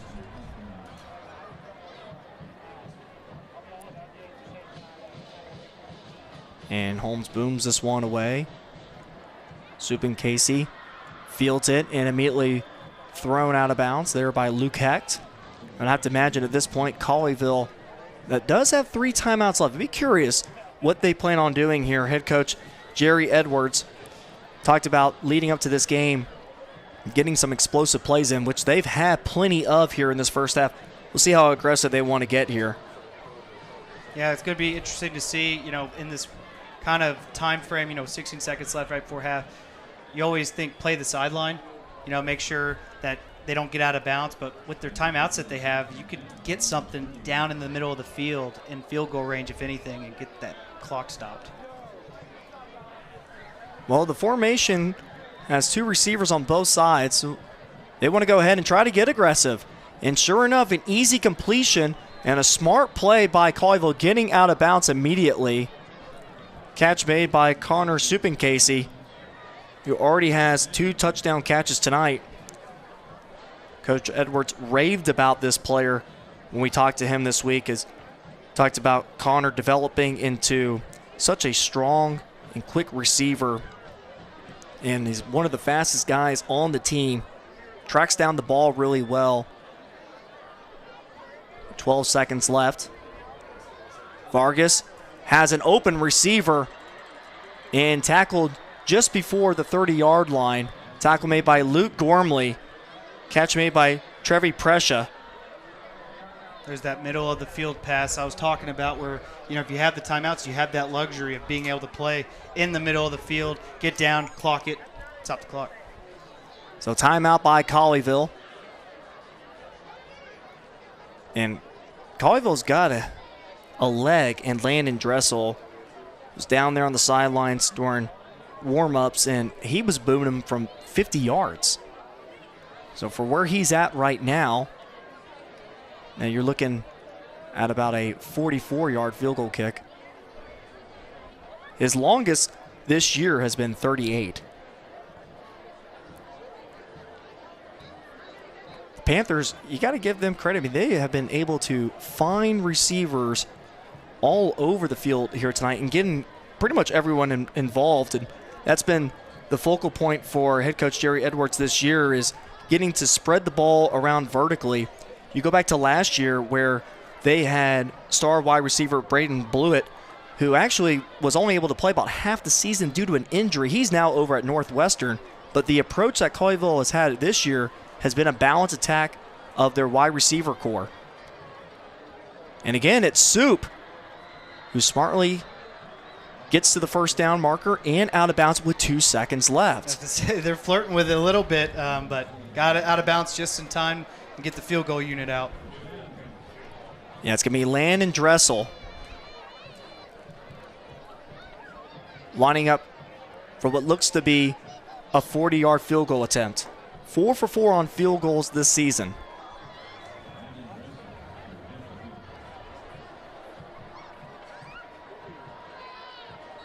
And I think Grapevine's going to go ahead and get a timeout in. Maybe tries to freeze the kicker a little bit.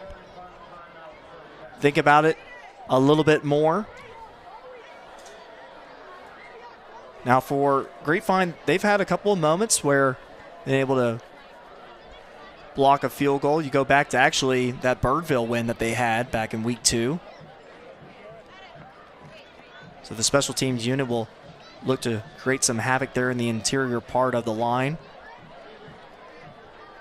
Colleyville trying to close out a strong first half, already putting up 27 points where they average 37 points a game. So well on their way of overcoming that. One thing to note here, with this long kick, maybe it wouldn't hurt to have a 6'8" Jaron Butts Jr. right in the middle, because it's going to have to be kind of a lower kick, in terms of the trajectory. Doesn't hurt to have a 6'8" defensive end to just kind of throw his paw up there. And no win right now for Landon Dressel on this 40-yard field goal attempt. Ball is spotted, kick is away. It's got the distance, and it's good with room to spare. And that brings our score to close out our first half. 30-14, Colleyville Heritage leads here in the Battle of the Red Rail, as that second quarter was brought to you by Compass Church. Our halftime brought to you by Chill. And stick around, as here in a little bit we will have an interview with the GCISD Athletic Director and Todd Raymond coming up here in a few. And then we'll get you back to the second half of this matchup between Grapevine and Colleyville with some stats as well, as you are watching Mustang Friday Night on Tradio.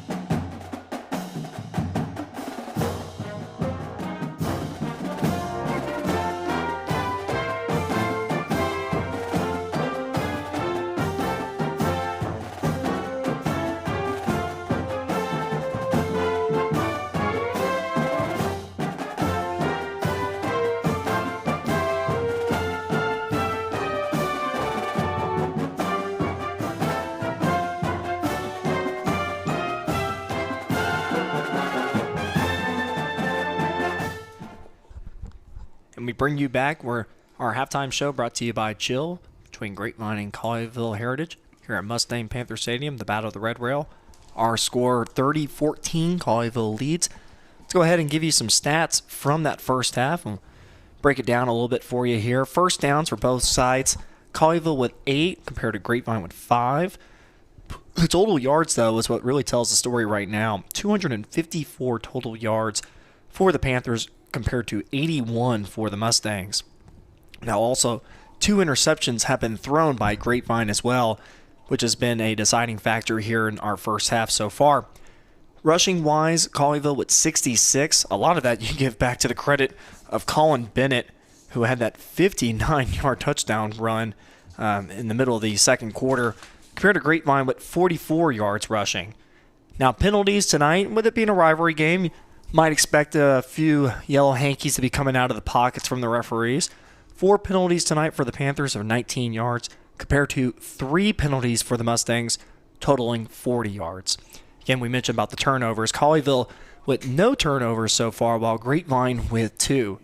The individual stats so far, Lane Vargas, it's been the show here so far, with 9 of 10 for 187 yards, 3 touchdowns, compared to a combination of Ty Johnson and Jalen Holmes. Johnson, who is 4 of 7 for 50 yards and 1 touchdown, compared to Jalen Holmes, who's 2 of 5 for 4 yards and 2 interceptions.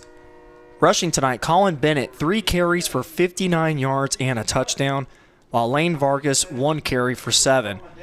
Grapevine's rushing so far tonight, Jalen Holmes, 4 carries for 40 yards and a touchdown. That touchdown came in the second quarter where he had the 12-yard touchdown run. Jake Graham, 11 carries for 39 yards. Cooper Towery, 3 carries for 9 yards. Probably expect to try to get him going a little bit more here in the second half. And Luke Stewart, 1 carry for 3. The receiving tonight for Colleyville has really been the story of the night so far.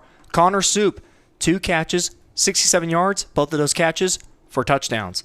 Lucas Sunwall, 2 catches for 55 yards and a touchdown. Trevi Prescia, 3 catches for 38 yards. Landon Dressel, 1 catch for 28. And then for Grapevine, Luke Stewart, 3 catches for 42 yards. One of those catches going for a 32-yard touchdown catch from Ty Johnson to him, while Ray Ming Zhao, 1 catch for 9 yards, and Jake Graham, 1 catch for 4. So as Grapevine comes back on the field, they will get the ball to start the second half. Our third quarter brought to you by Classic Chevrolet. And for the Mustangs, it's about, obviously trying to get yourselves back in this game and really limiting the damage that you're doing to yourselves. Yeah, in that first quarter, we mentioned, you kind of want to stop the bleeding. Those 2 early picks, Colleyville scoring quickly off those turnovers, kind of put Grapevine in a hole early. But, we talked about stopping the bleeding. Defense started playing with their ears pinned back, and then the offense got in a bit of a rhythm to where now this is just a 2-possession game, and Grapevine getting the ball to start the half. Going to want to start out strong, get some points up on the board to start this half and get things rolling. Luke Stewart lines up to be the returner for the kickoff unit. Heck of a first half from Luke Stewart on the kickoff game and obviously playing outside receiver. Yeah, Luke Stewart, who now has 3 touchdowns this season, over 300 yards receiving. And Colleyville gets us underway here in the second half, and it's a kickoff that lands out of bounds, and so Grapevine will start off with strong field position to begin this second half. How about you? That'll help. That'll help get things kind of rolling on the offensive side. Main goal is just take care of the football. Got a whole second half to play. Really want to be methodical with this drive and make it count.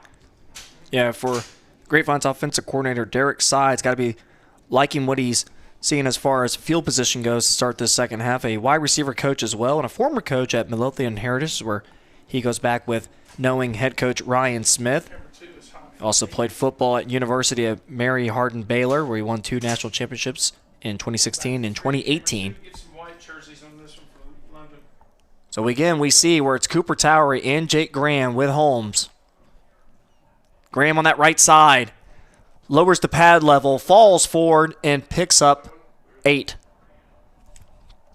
Yeah, I think we're going to see more and more of that package with Cooper Towery and Jake Graham in the backfield. It allows kind of have a lead blocker and also kind of gives just the defense thinking a little bit. You know, if you see on that instant replay brought to you by Gray Mark Insurance, it just that little hesitation by that Colleyville defense allows the opportunity for Grapevine. And it's a key hesitation that they're trying to create here because Colleyville's defense is pretty quick, really fast, and just even a half second of delay there means a lot to the Grapevine offense. Holmes, little pitch and catch to Stewart. Picks up about 2. Eli Woolery, who's having himself quite a game with 2 interceptions tonight, pushes him out of bounds. Great play call, smart play call. Find Luke Stewart right there on the outside with a little hitch route. Get enough for the first down. That's how you run an offense, stacking plays on top of each other. So that's good for a first down for the Mustangs. Holmes fakes it to himself and then decides to run up the middle by himself and is able to pick up a solid first down for the Mustangs down to the 42-yard line. Yeah, it's a little bit of what we saw on that scoring play in the first half. Just a little fake pitch, and then Jalen Holmes tucks it, turns it upfield. 17-yard run by Jalen Holmes. Starting to warm up a bit out there with his legs. And there in the secondary, we mentioned about it earlier in the game, Hayden West, who was the former UTSA commit, who was hurt for the last few weeks, he is actually out there at safety right now. Holmes to Towery. Towery tries to get outside, does, cuts upfield, plunges forward for 8. Yeah, Mason, this is what we talked about during the break.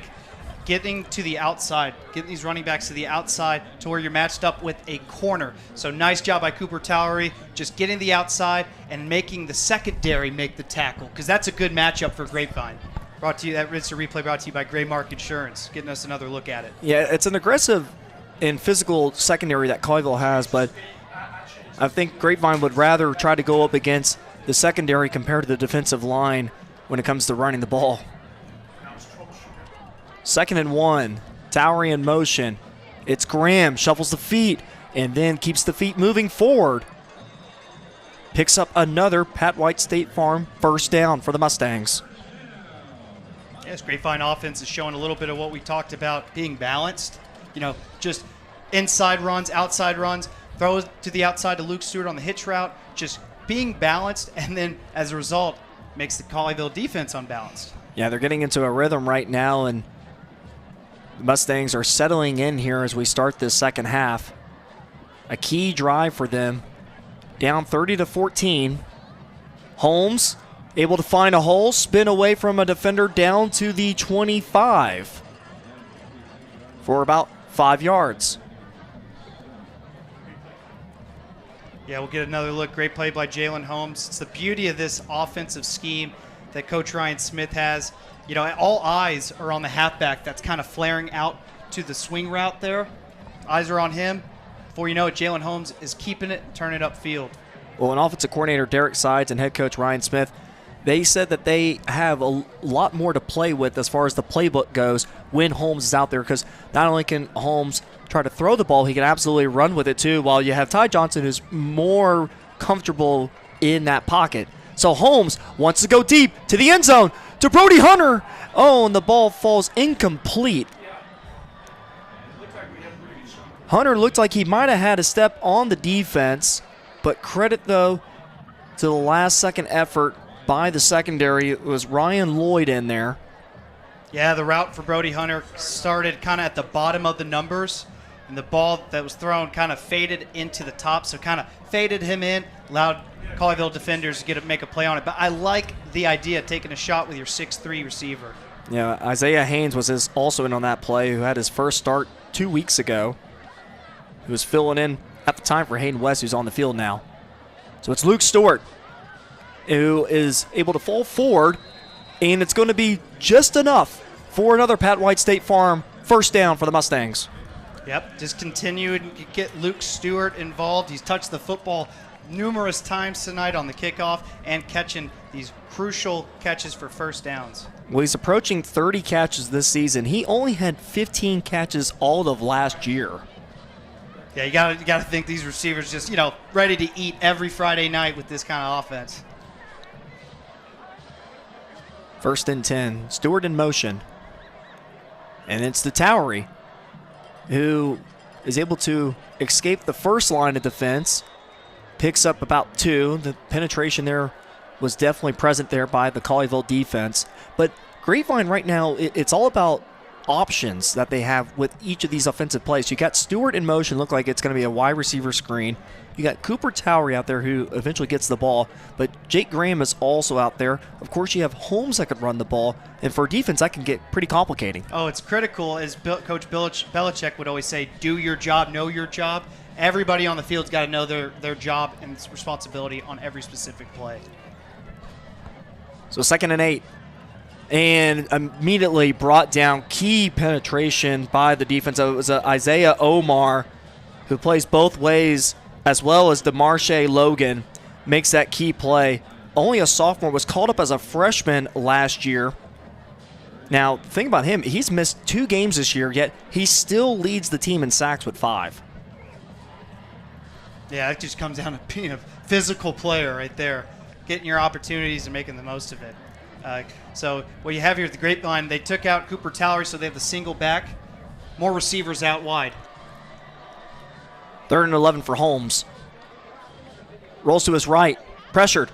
Has a receiver. Brady Kays, who is thrown up in the air there for a second. Brought down. Let's see what Grapevine wants to do here. They're going to be short. About maybe 4th and 3 upcoming. Nice play, though, by Holmes. Able to get it out to his intended receiver at that staying position, Brady Kays.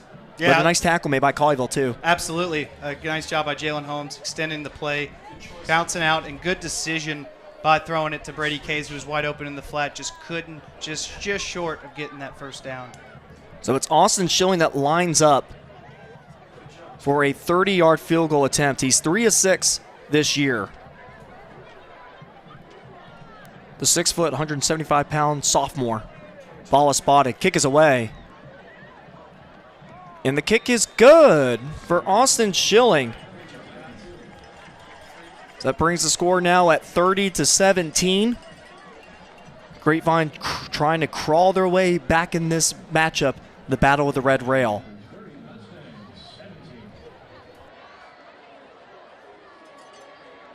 Compass Church is for you. Join us each week to experience great music, a message that applies to your everyday life, as well as programming for your kids and students to engage on their level. Learn more at compass.church.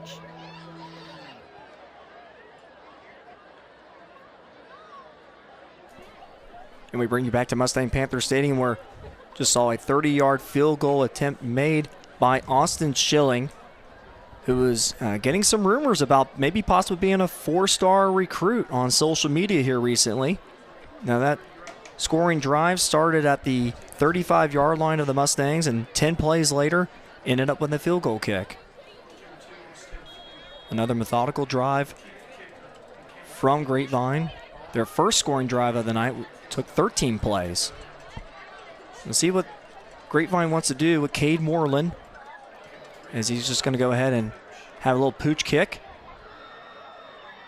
And then Colleyville trying to evade that first line of defense. Brought down at the 35-yard line. That's where they'll take over.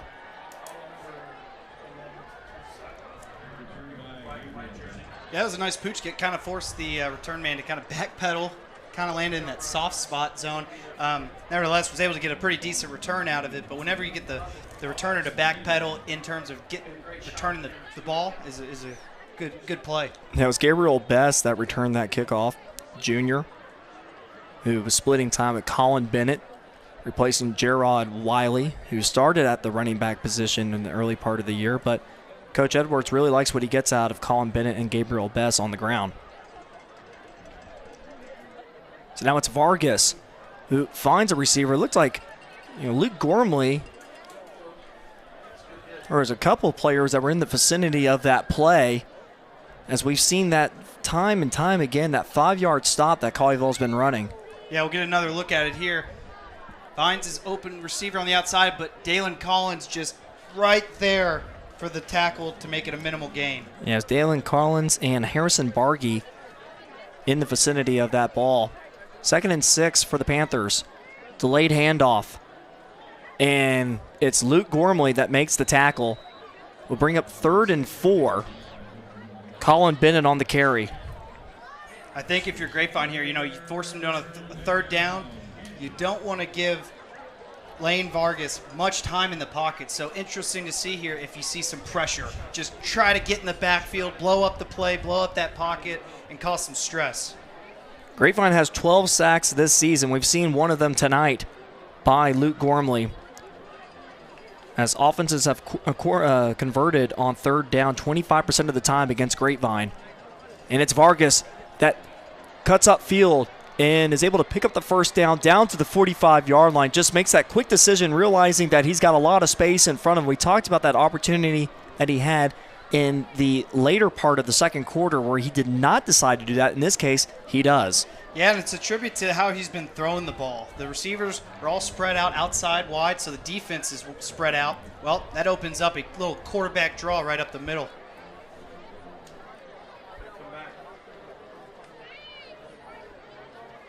So Vargas keeps it, looks downfield, slings it to his receiver, and they're going to say it's caught.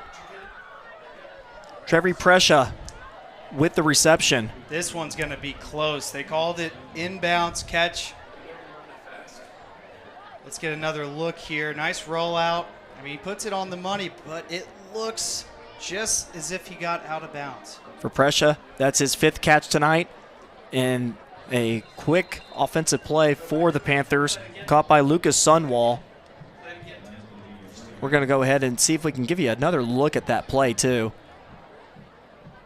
So, yeah, just kind of trimming on the sideline there. Oh, yeah, he got his knee down. Good call by the rep there, seeing that knee. 1 knee equals 2 feet. Yeah, good concentration there from Prescia as well.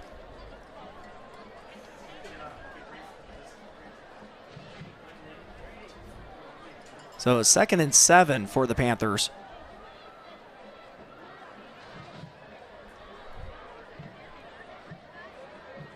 And Vargas looks over to his left, wants to take up field, and he might be able to escape the whole defense. Oh, actually, in this case, it's the turf that brings him down at the 5-yard line. But Lane Vargas, it's been his night tonight. The freshman who got his first start of the season, already with 3 passing touchdowns. Such a dual threat option for this Colleyville offense. And so there is a flag thrown, and Coach Smith, he is heated again, trying to get the attention of the referee staff. And now he's being told to get off the field. I mean, he is just letting the sideline judge have it.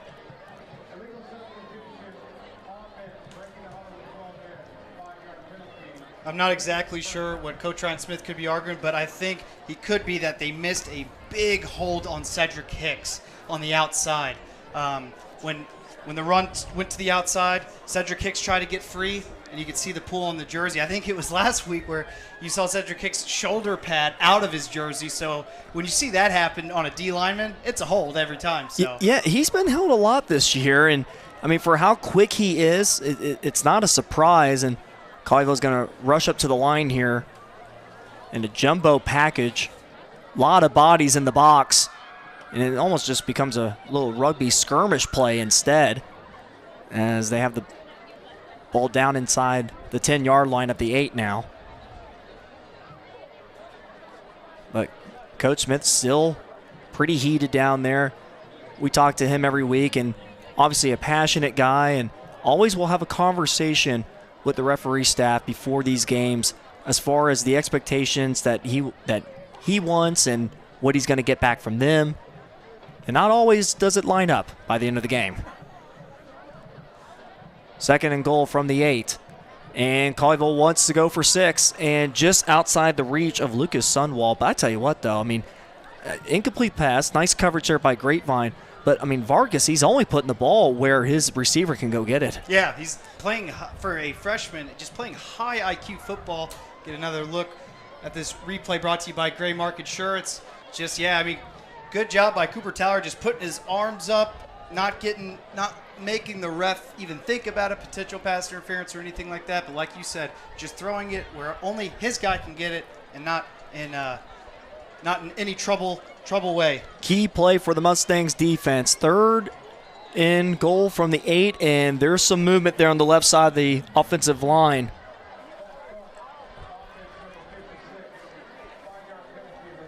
That was the UTEP commit Wes Dalio Kubiak, who already has 4 pancake blocks this year, but in this case, commits a false start. It's one of the only returning offensive lineman from last year. So we talked about how Grapevine has a lot of youth and inexperience on their side of the offensive line. Colleyville is a little similar.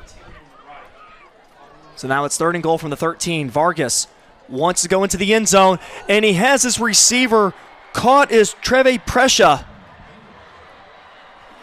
Prescia, who had a step on the defense. Vargas just able to easily get it into his hands. That is the 4th passing touchdown for Lane Vargas. Welcome to Texas high school football.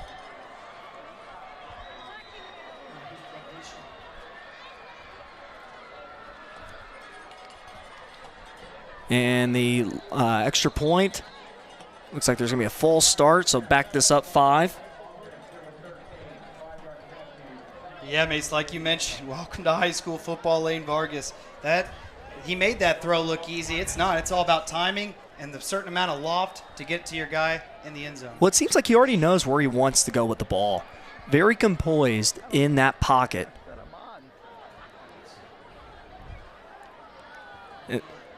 That extra point is up and good. Well, and that's, you say, he's composed in that pocket because, it's pretty open. It's not getting pressured. It's not, you're going to have to just get some guys out in the backfield. Starts with the push, but, get those athletic linebackers that the defense has been relying on all year to just get some blitz. Yeah. We'll go ahead and show some poise, and we'll go ahead and transition into a commercial break. We'll come back with 2:34 left in the 3rd quarter. 37-17 our score here at Mustang Panther Stadium. You're watching Mustang Friday Night on Tradio.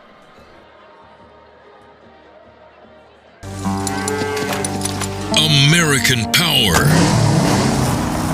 Texas Drive. Classic Chevrolet. #1 in the world. Limited time.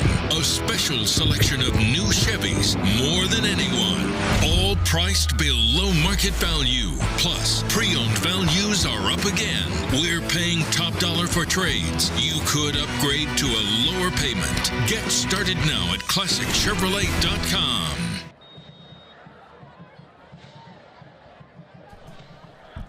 And we bring you back to Mustang Panther Stadium, where Colleyville's scoring drive started on their own 35-yard line. It was an 8-play drive. Ended up in a 13-yard touchdown catch to Treve Prescia. With 2:34 left in the 3rd quarter, brought to you by Classic Chevrolet. A little bit of a hiccup there by Luke Stewart on that return, and that's going to stall this kickoff return for the Mustangs to be brought down at the 15-yard line.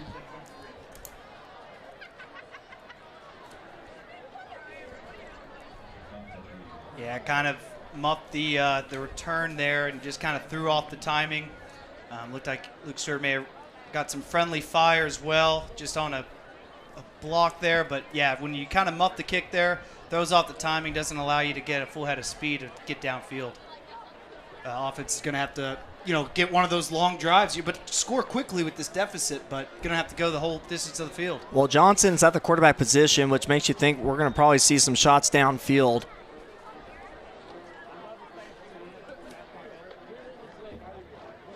And in this case, it's actually a handoff to Jake Graham.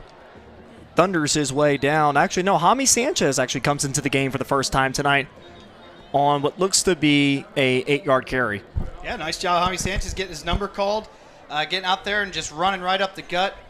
Good pulling by the guards here, allows space, and then Jaime Sanchez just following his lead block by Jake Graham to get some extra yards. Yeah, it looks like there's a injury down on the field. Andres Garcia-Cano, who is down right now, who Coach Smith has raved about him as being such a leader on this offense and playing with a chip on his shoulder, doesn't back down, and speak about how tough he is, quickly is able to get up on his 2 feet and walk off on his own power, so that's encouraging to see. But Drew, as you were just mentioning about it, I mean, this is kind of out of Grapevine's element as far as getting the ball downfield quickly, but Coach Smith also talked about unloading the clip this week, throwing it all out there, and in this case, down 37-17 with 2:08 left in the third, might be some time to take a few more aggressive shots. And it's a fake handoff. Johnson, speaking of taking shots downfield, he was hit as that ball was thrown, which have to make you think that's why that ball was well short of the intended receiver, Luke Stewart. Yeah, Luke Stewart with on the outside with a little stop-and-go route concept. Had a step on the defender, but like you said, just kind of Ty Johnson just got hit as he was throwing the ball and just couldn't quite get it there. Well, for Colleyville's defense, they led up an average of 210 yards in the passing game. There's definitely opportunities there. And so far, Grapevine's got the one big offensive play through the air with Luke Stewart on that 32-yard touchdown catch in the first half. So in this case, a lot of miscommunication there.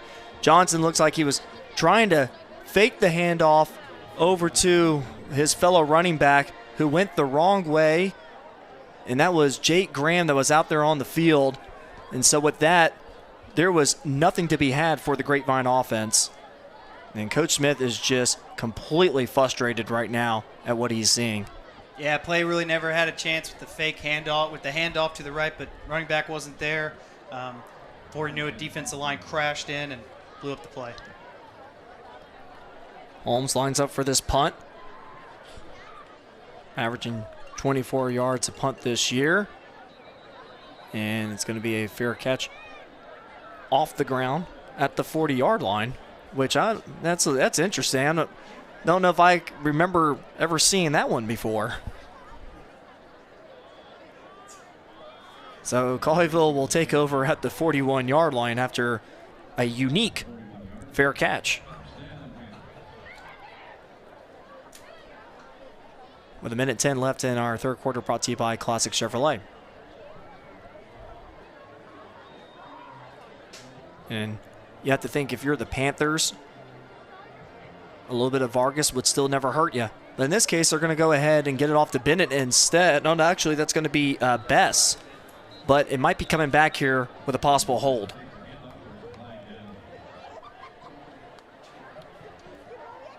And we'll get the call here momentarily, but we mentioned about Colleyville not afraid to have a 1-2 punch with Bess and Bennett.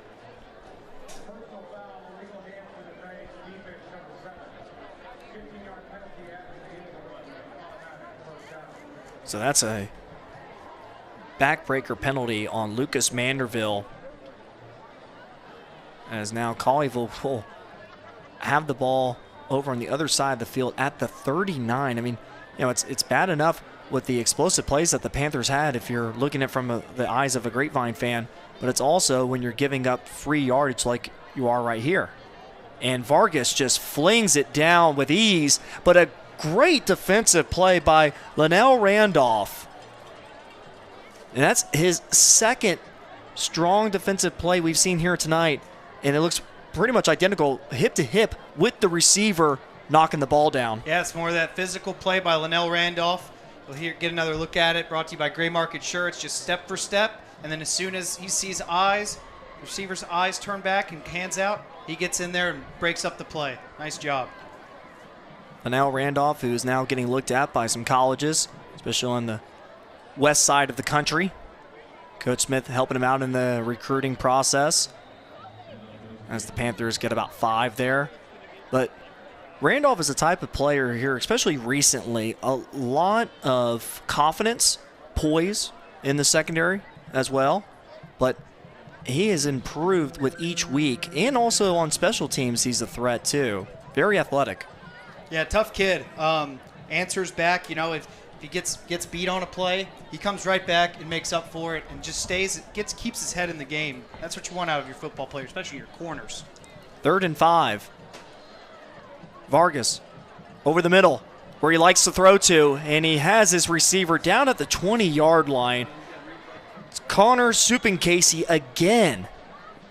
And they're not going to be able to get another play in as we have hit 0 on the game clock. And that will be the end of our third quarter. But Colleyville driving again with the ball at that 20-yard line. We'll come back with the fourth quarter here. You've been watching the third quarter that was brought to you by Classic Chevrolet, but we'll come right back here to Mustang Panther Stadium while you are watching Mustang Friday Night on Tradio.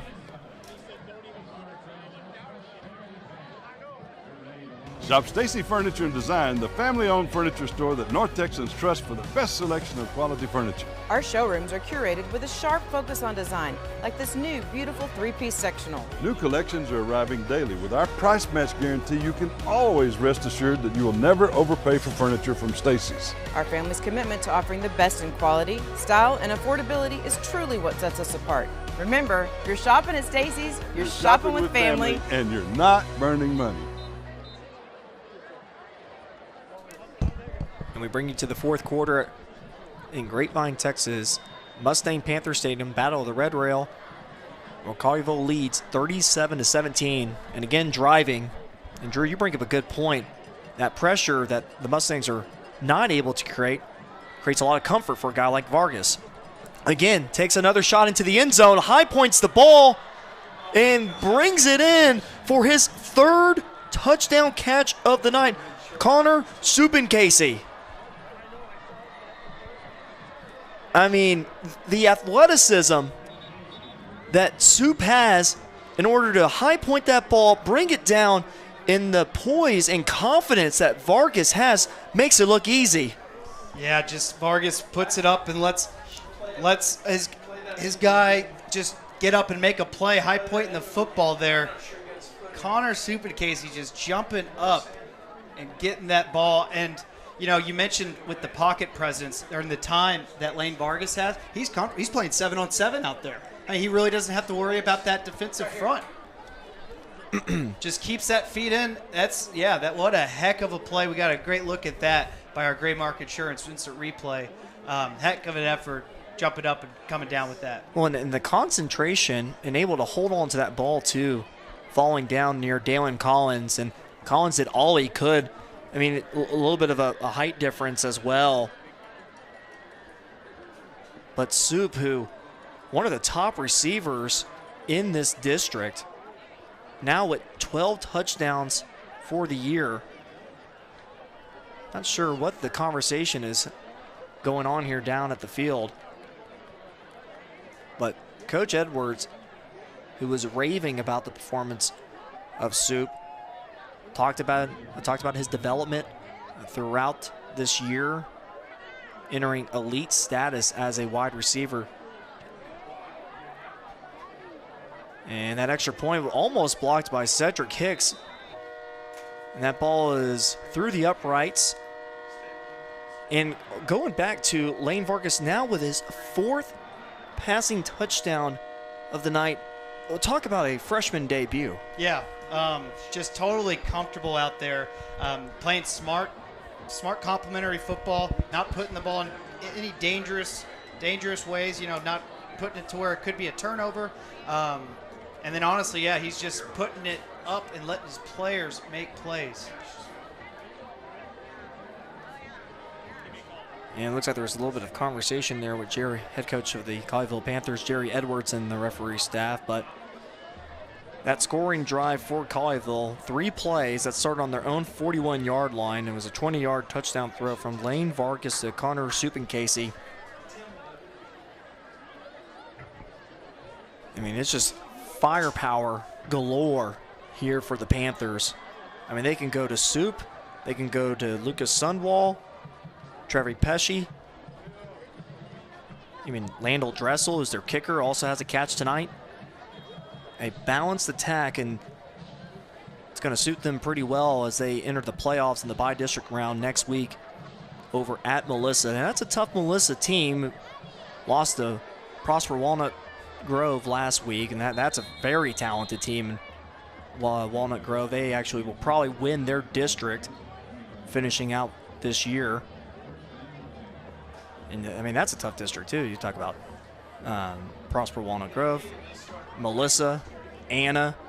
And so whoever comes out of District 3, 5A Division 2, it's no cakewalk as far as the first-round matchup goes, as you'll be playing, of course, the District 4 with those possible teams. So 11:54 in our fourth quarter. Grapevine down 44-17.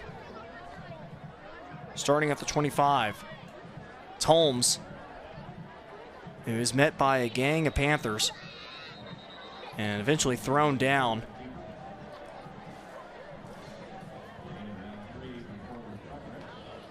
And we'll see how aggressive Grapevine wants to get, trying to get vertical. We've seen them take their shots from time to time. But this is a type of offense that likes to work a little bit of the read option, getting players involved with the rushing attack. But when you're down this much, it makes it pretty difficult to continue that game plan. Yeah, you're going to have to feed the guys on the outside and count on maybe a broken tackle and break it loose. Jake Graham cuts upfield. Almost gets around that edge there. Credit to the tackle made by Isaiah Haynes, who had 9 tackles, including 1 for a loss last week. Makes a key stop there to keep Graham from getting that first down, so we'll bring up 3rd and 1. Yeah, heck of a tackle. Fundamental tackling right there by Isaiah Haynes. A lot of running room for Jake Graham in front of him. And, yeah, just met him at the point of attack, took a right angle, and got him down. Yeah, just got that head across, too. And it's Graham again. All over on that right side.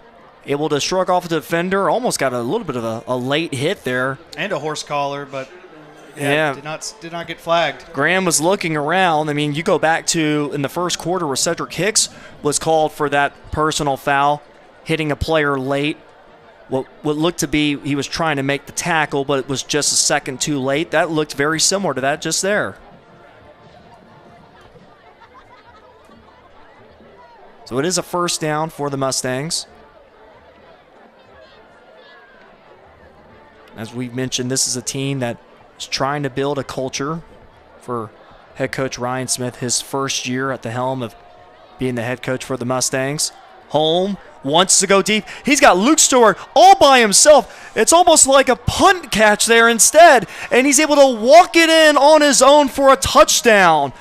56-yard catch by Luke Stewart, his second touchdown of the night.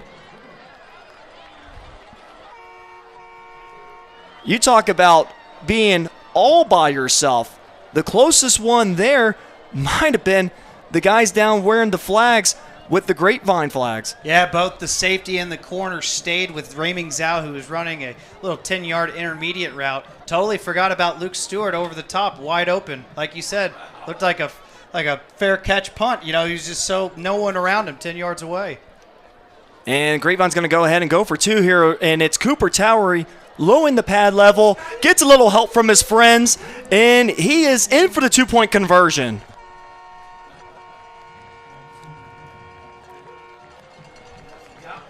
That package that Grapevine has with these 2-point conversions so effective when you bring guys who are linebackers as well with the ball. Yeah, it's second effort. You know, I call it the gotta have it package, where it's 2-point conversions, 4th and 1s, whatever it may be, you just gotta have it. That initial push there, and it looked like a great effort by Cedric Hicks there at the end of the play. He was a part of that crew that pushed Cooper Towery across the end zone. So now it's 44-25. Grapevine with a little bit of life here, scoring pretty quickly too. It was a 3-play drive that started on their own 25-yard line, ended up in a 56-yard touchdown catch from Luke Stewart. And for Holmes, his 5th touchdown of the season.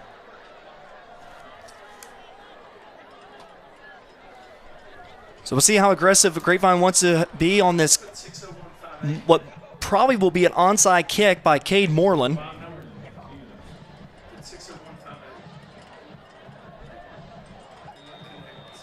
And Grapevine actually will line up what looks to be a possible normal kickoff.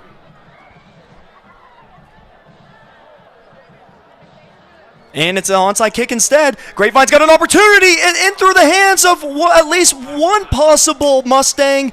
And the ball will roll out of bounds instead. What a beautiful opportunity Grapevine had there for a second. Beautiful outside attempt by Cade Moreland there. Heck of an effort. Just made it kind of a spitball. No one could get it. It was just had so much movement on it. Just it makes this big pop right there, right over his head. Just couldn't. Luke Hecht had an opportunity for it, and then just too close to the sideline there. It's going to be hard to recover that one inbounds. Yeah, it was going to be a tough grab for Luke Hecht because he did have a Panther right in front of him, and Grapevine missed a golden opportunity to maintain possession of the ball. So now it's the Panthers. It's Bennett able to pick up 6.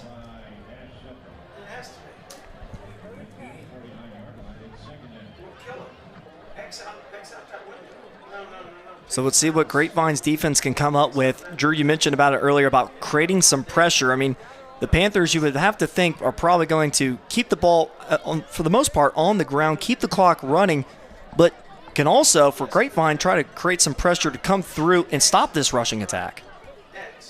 In this case, Vargas wants to go deep. Miscommunication for what probably is the first time tonight that the Panthers have had that happen to them. The intended receiver for the Panthers was Landry Walker.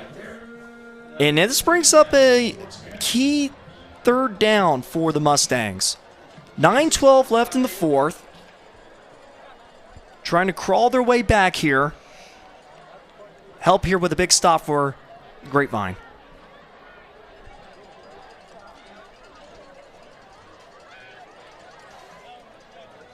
Vargas keeps it. Rolls to the right. Has a receiver, and it's Windler who makes his second catch of the year. Comes in a key opportunity moment as they pick up a first down. Yeah, Blake Wendler, he's kind of their safety blanket when it comes in terms of leaking out into the back, out of the backfield, and into the flat. Nice throw by Lane Vargas, catching it, throwing the ball in stride for Blake Wendler to catch it, turn upfield, and get the first. So 1st and 10 for the Panthers. Vargas wants to go deep on the sidelines, and nice defensive play there by Randolph. I mean, did just enough defensively not to get the flag thrown on him. And right now, Randolph might be arguably the best player in the secondary for Grapevine. Yeah, he's having a good game. Like you said, just kind of doing everything he can and also not getting the flag. He sees the receiver turn around. He just puts his hands up. Try to just make any sort of make that catch just that more difficult. 2nd and 10.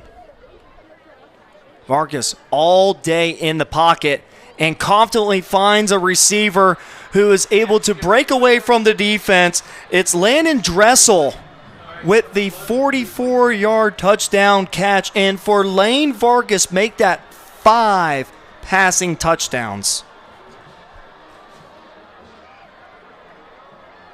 Lane Vargas is having the night of his young freshman life. With all that time in the pocket, was able to scan the field and just wait until Dressel was able to get enough space from the defenders and throw that ball with confidence. Just the accuracy of these balls. They're right on the money. Receivers are catching them in stride.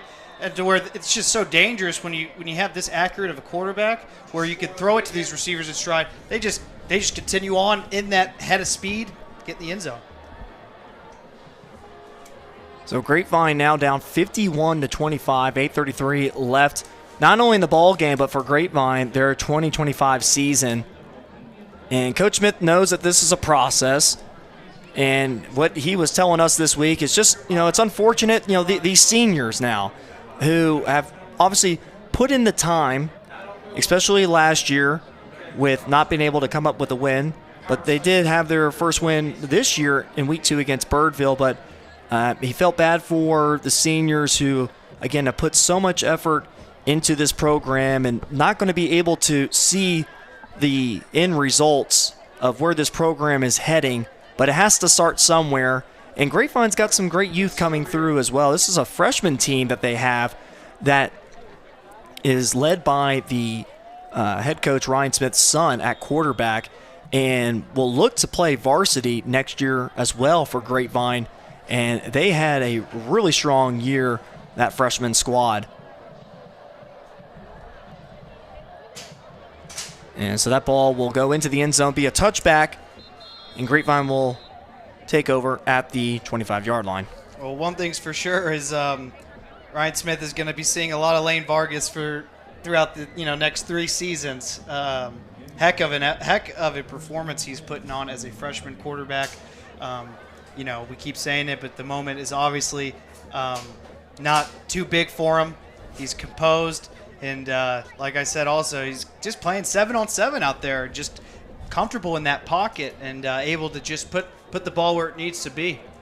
Well, if you want to get a freshman comfortable in his first game that he's starting, especially in a rivalry game like the Battle of the Red Rail, no better time to have your offensive line play with so much talent and so much athleticism and strength that they've shown here tonight.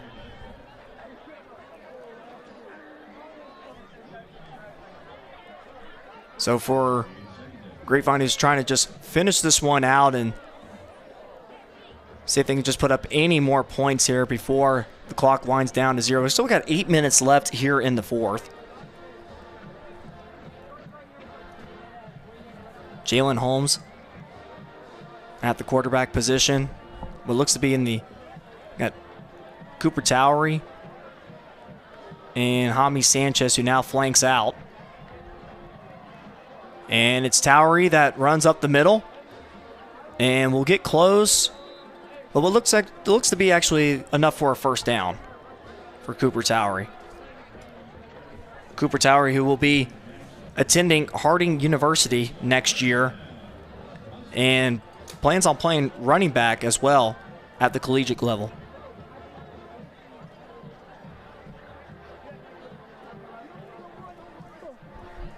So 7:20 left. 1st and 10.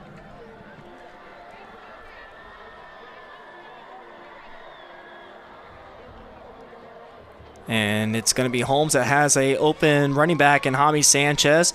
And we saw a lot of that in the early part of the season where Jaime Sanchez would be able to find some space out there by the numbers. And now that's actually his 6th catch of the season. Yeah, you can see Jaime Sanchez is pretty comfortable catching the ball out of the backfield. Like you said, we've been seeing it a few times this year. But nice job just catching it, turning upfield, and getting the most of what he could out of that. So that picks up a first down for the Mustangs. And it's Holmes, who is corralled by a few Panthers, maybe for a gain of 1. But yeah, Drew, you mentioned about it. Colleyville fans have to be excited about what they have here in Vargas for the future. And Grapevine fans got to be thinking, well, we got to find a few ways to stop this guy in the near future. Yeah, Grapevine's going to be seeing a lot of Lane Vargas. Heck of a player, and I'm just very impressed with his football IQ. And Holmes keeps it himself and runs into a wall of Panthers right at about midfield. Holmes, who is not afraid to take the ball off and run, and there's a little bit of a skirmish there at the end of the play. Taden Sneed in on the action, and there is a flag thrown at the very end. As the refs, I think, are probably at this point just trying to keep this into a clean football game.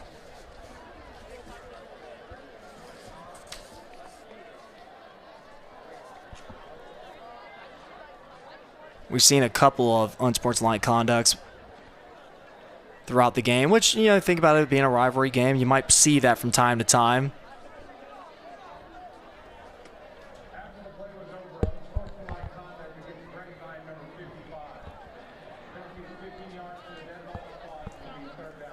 So that penalty on Andres Garcia Cano, who it's good to see him be back in the game. He had an injury earlier in the game. But he's the one that picks up the flag. Yeah, just, frustration towards the end of the game there. But like you said, refs are going to do their best effort to keeping it clean and continuing on with this fourth quarter. And we approach under 6 minutes left in the fourth quarter.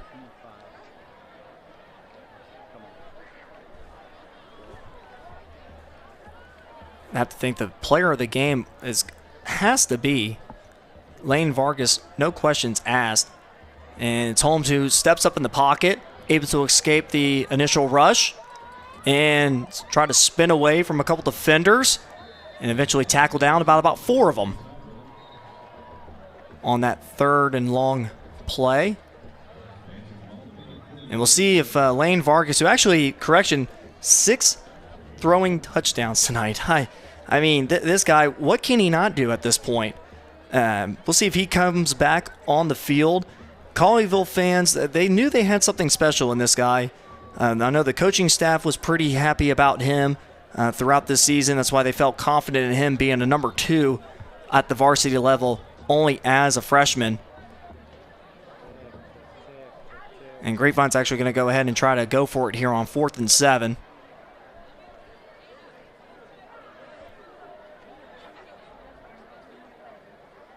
And Holmes rolls out to the right. And the ball is in the hands of Rayming Zhao, but it's going to be just short. Zhao had to come back to the ball, which it looked like maybe initially he was lined up right at the sticks for the first down marker, but with him coming back to the ball, he's short. Colleyville now comes back on the field with their offense. Yeah, ball was just not going to reach the sticks. You'd like to see, Brody Hunter was on the outside there, matched one-on-one. You see Colleyville on their side doing it, just kind of throwing it up to their guys to let them make a play. Brody Hunter, 6'3" on the outside. Kind of surprised they didn't take a shot there. I mean, you got to score quick anyways. But, that 4th down, just the reception wasn't quite at the sticks for the first down. So it looks like Lane Vargas' night is over, and his night finishes with going 21 of 27 for 373 yards, 6 touchdowns, no interceptions. Have yourself a day, Lane Vargas. And now coming into the game with that carry is Gabriel Best there at running back. And for quarterback, it's Harrison Roberts, the junior.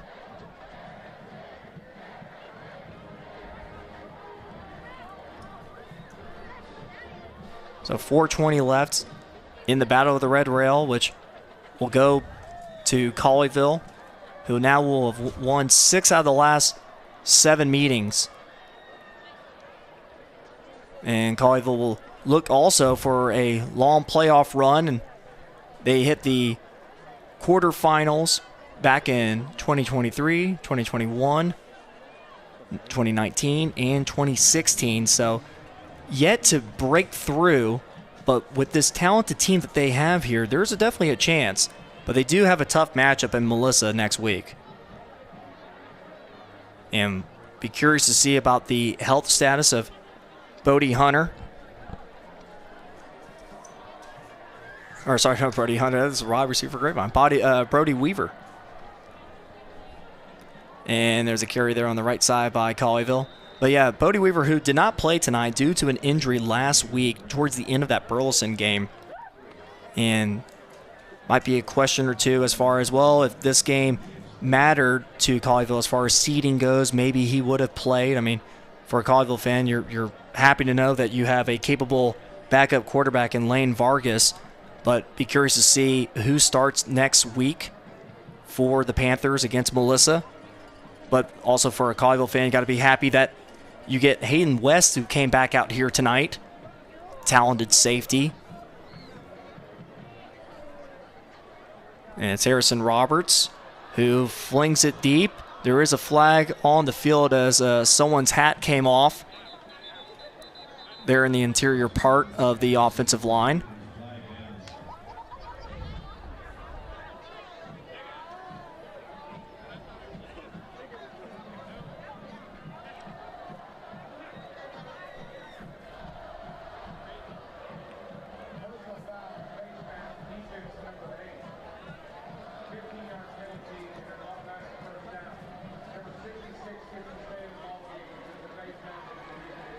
So with the reason that someone's helmet came off, well, it was because there was a personal foul for face mask on Grapevine with 3:21 left in tonight's ball game.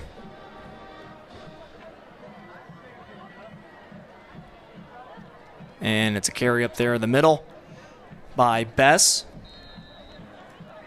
him and also Colin Bennett will be looked upon of being the 1-2 combo there at the running back position going into the playoffs. But for a team like the Mustangs, who you look at the youth movement that they have, we talked about how young their offensive line is. There's some hope there, of course, for next year. You have someone like Brody Hunter, who's a sophomore. You have Jake Graham, obviously a sophomore, as Grapevine's defense able to come up with a stop there, led by Cedric Hicks. But also, too, just youth on the defensive side, too, for the Mustangs as well. So the linebacker crew they'll miss, but for the Mustangs, you see here, they get the stop. They do have some promise for next year. Yeah, and this is kind of what we talked about pregame in terms of Coach Ryan Smith's culture he's trying to build. You see right there, by the they're still not quitting. They're still playing hard. In this late in the fourth quarter, got another look at it by Gray Mark Insurance Instant Replay, and that's what all you can ask for, just having your kids play for you and play hard. And Colleyville wants another touchdown, and that might have been a push off there, but it looks like they're not going to call that. Thought that was pretty blatant. But anyways, with that being said, Colleyville gets another touchdown on the board. Landry Walker with the reception. Yeah, just throwing it up, letting his receiver make a play. Let's see on the put. I mean, just kind of, misread by Judah Johnson there as well, but definitely looks like the receiver got a little handsy there, but nevertheless, jumped up and caught the ball. Got 6. Yes, Landry Walker with the catch and the touchdown throw by Harrison Roberts, as this game has completely turned on its side here in favor of Colleyville, with our score now 58-25, 2:08 left in the fourth quarter. We were talking about the youth movement, of course, from Grapevine, and just that culture that Coach Smith is trying to create, and it takes time. Especially when you go from having the triple option offense to a little bit more of a spread look, but also too, Coach Smith is trying to get a freshman team probably up to varsity as soon as he can, with how well they performed this year with 9 wins, and then also the JV players that are waiting their turn to come up and play for varsity football. But for the Mustangs, it will definitely take some time. Oh, yeah. And like, a Texas high school coach of mine, Coach Randy Jackson, he always said culture beats strategy. And culture is the kind of, when you're building a culture, you're playing the long game, but you start with doing the little things every day, whether that's, sitting up front in meetings, stuff that you don't see during the week, but that's the kind of culture that Coach Smith is trying to build here and moving forward.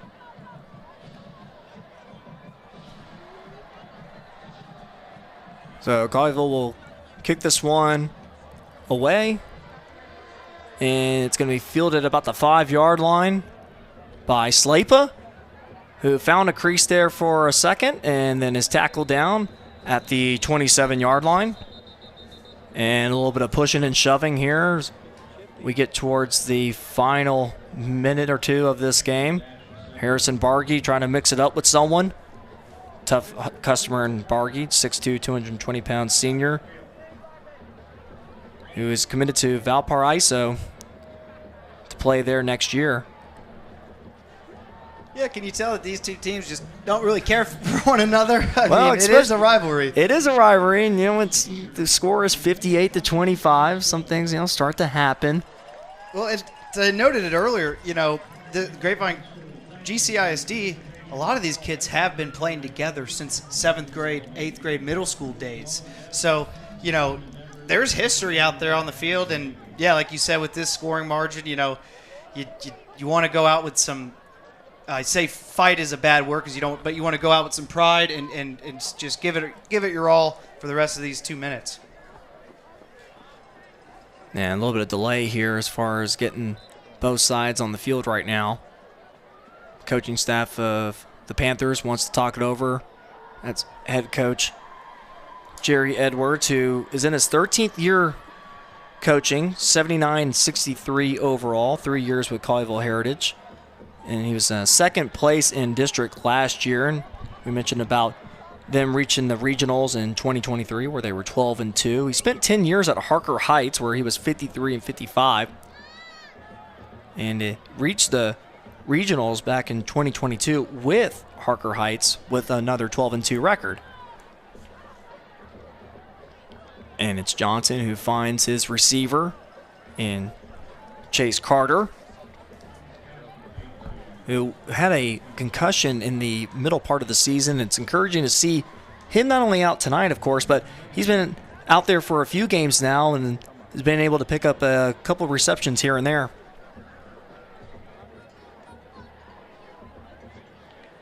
And so it's Johnson now who flings it deep and in and out of the hands. That was going to be a tough grab there on the far side near the sidelines.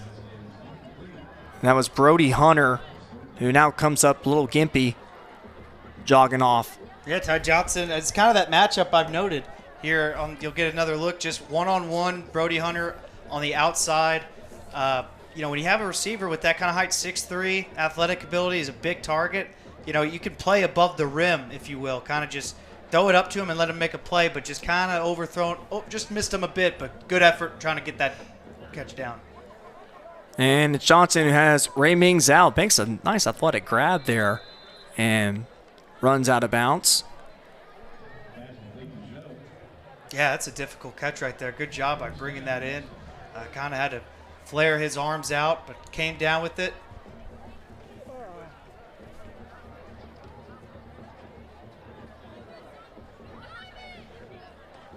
Yeah, we have minute 19 left. That play stops the clock with Ray Mingzell getting out of bounds.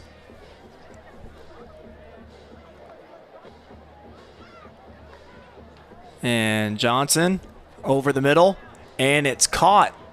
And yeah, it's Ray Mingzell again who takes a pop but able to hold on to the ball, and it's good for another Mustang first down, brought to you by Pat White State Farm.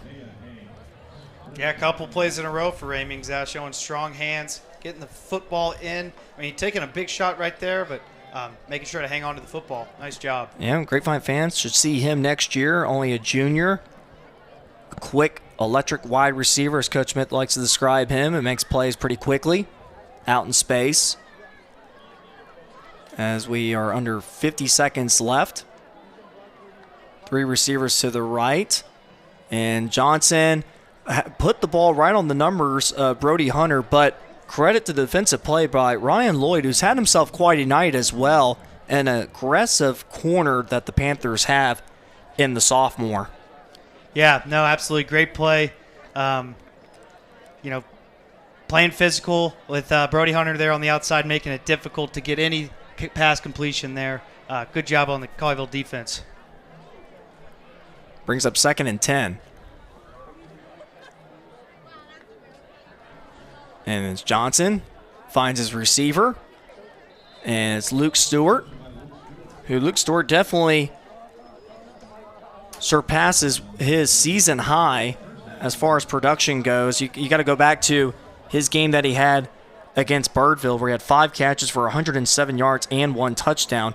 Here tonight, he's got 7 catches for 121 yards and 2 touchdowns. Yeah, he's had a busy night, and he's come through with some great catches and then some great returns in the kickoff game. Yeah, he was. We go back to that second touchdown that he had all by himself. Looked like he was returning a punt and had no one around him as he fielded that catch for a touchdown. Camden Blackson just sticking the runner there. Nice job just coming down. He did lay the pop there, and then that concludes the Grapevine Mustang 2024 season with our final score tonight, 58-25, as Colleyville Heritage will win the Battle of the Red Rail here tonight at Mustang Panther Stadium. And you have to give the credit to not only the Panthers football team, but in particular, you look at someone like Lane Vargas, who his final stat line tonight, 21 of 27 for 373 yards and 6 touchdowns, actually. I mean, you're not going to find that quite often, a freshman making his debut starting in a big, intense rivalry like we have here tonight, making such a strong performance. Oh yeah, it's hard to match that kind of play, especially being a freshman, having your debut game be this long storied rivalry, and he just came out and played lights out, played near perfect, didn't put the ball in harm's way, allowed his receivers on the outside to make plays, whether that's in the end zone, throwing it up, have to play above the rim, and those receivers came down with it, and he really just played smart, high IQ football tonight. Well, closing out tonight's game, 58-25, Colleyville Heritage wins the Battle of the Red Rail. They will take on Melissa over at Melissa next week in the bi-district matchup, while Grapevine will conclude their season. And again, it's a culture that's new for Grapevine. Head coach Ryan Smith. It's a work in progress, but there is some potential coming for Grapevine with the young players that they have. So it will be exciting times ahead for the Grapevine Mustangs. Well, for Drew Doherty and I'm Mason Doherty, I want to thank Trey and our producers here tonight putting this game on for us here on Tradio. We enjoyed bringing you Grapevine Mustang football tonight and for the season. And for all, good night from Grapevine Mustang Panther Stadium.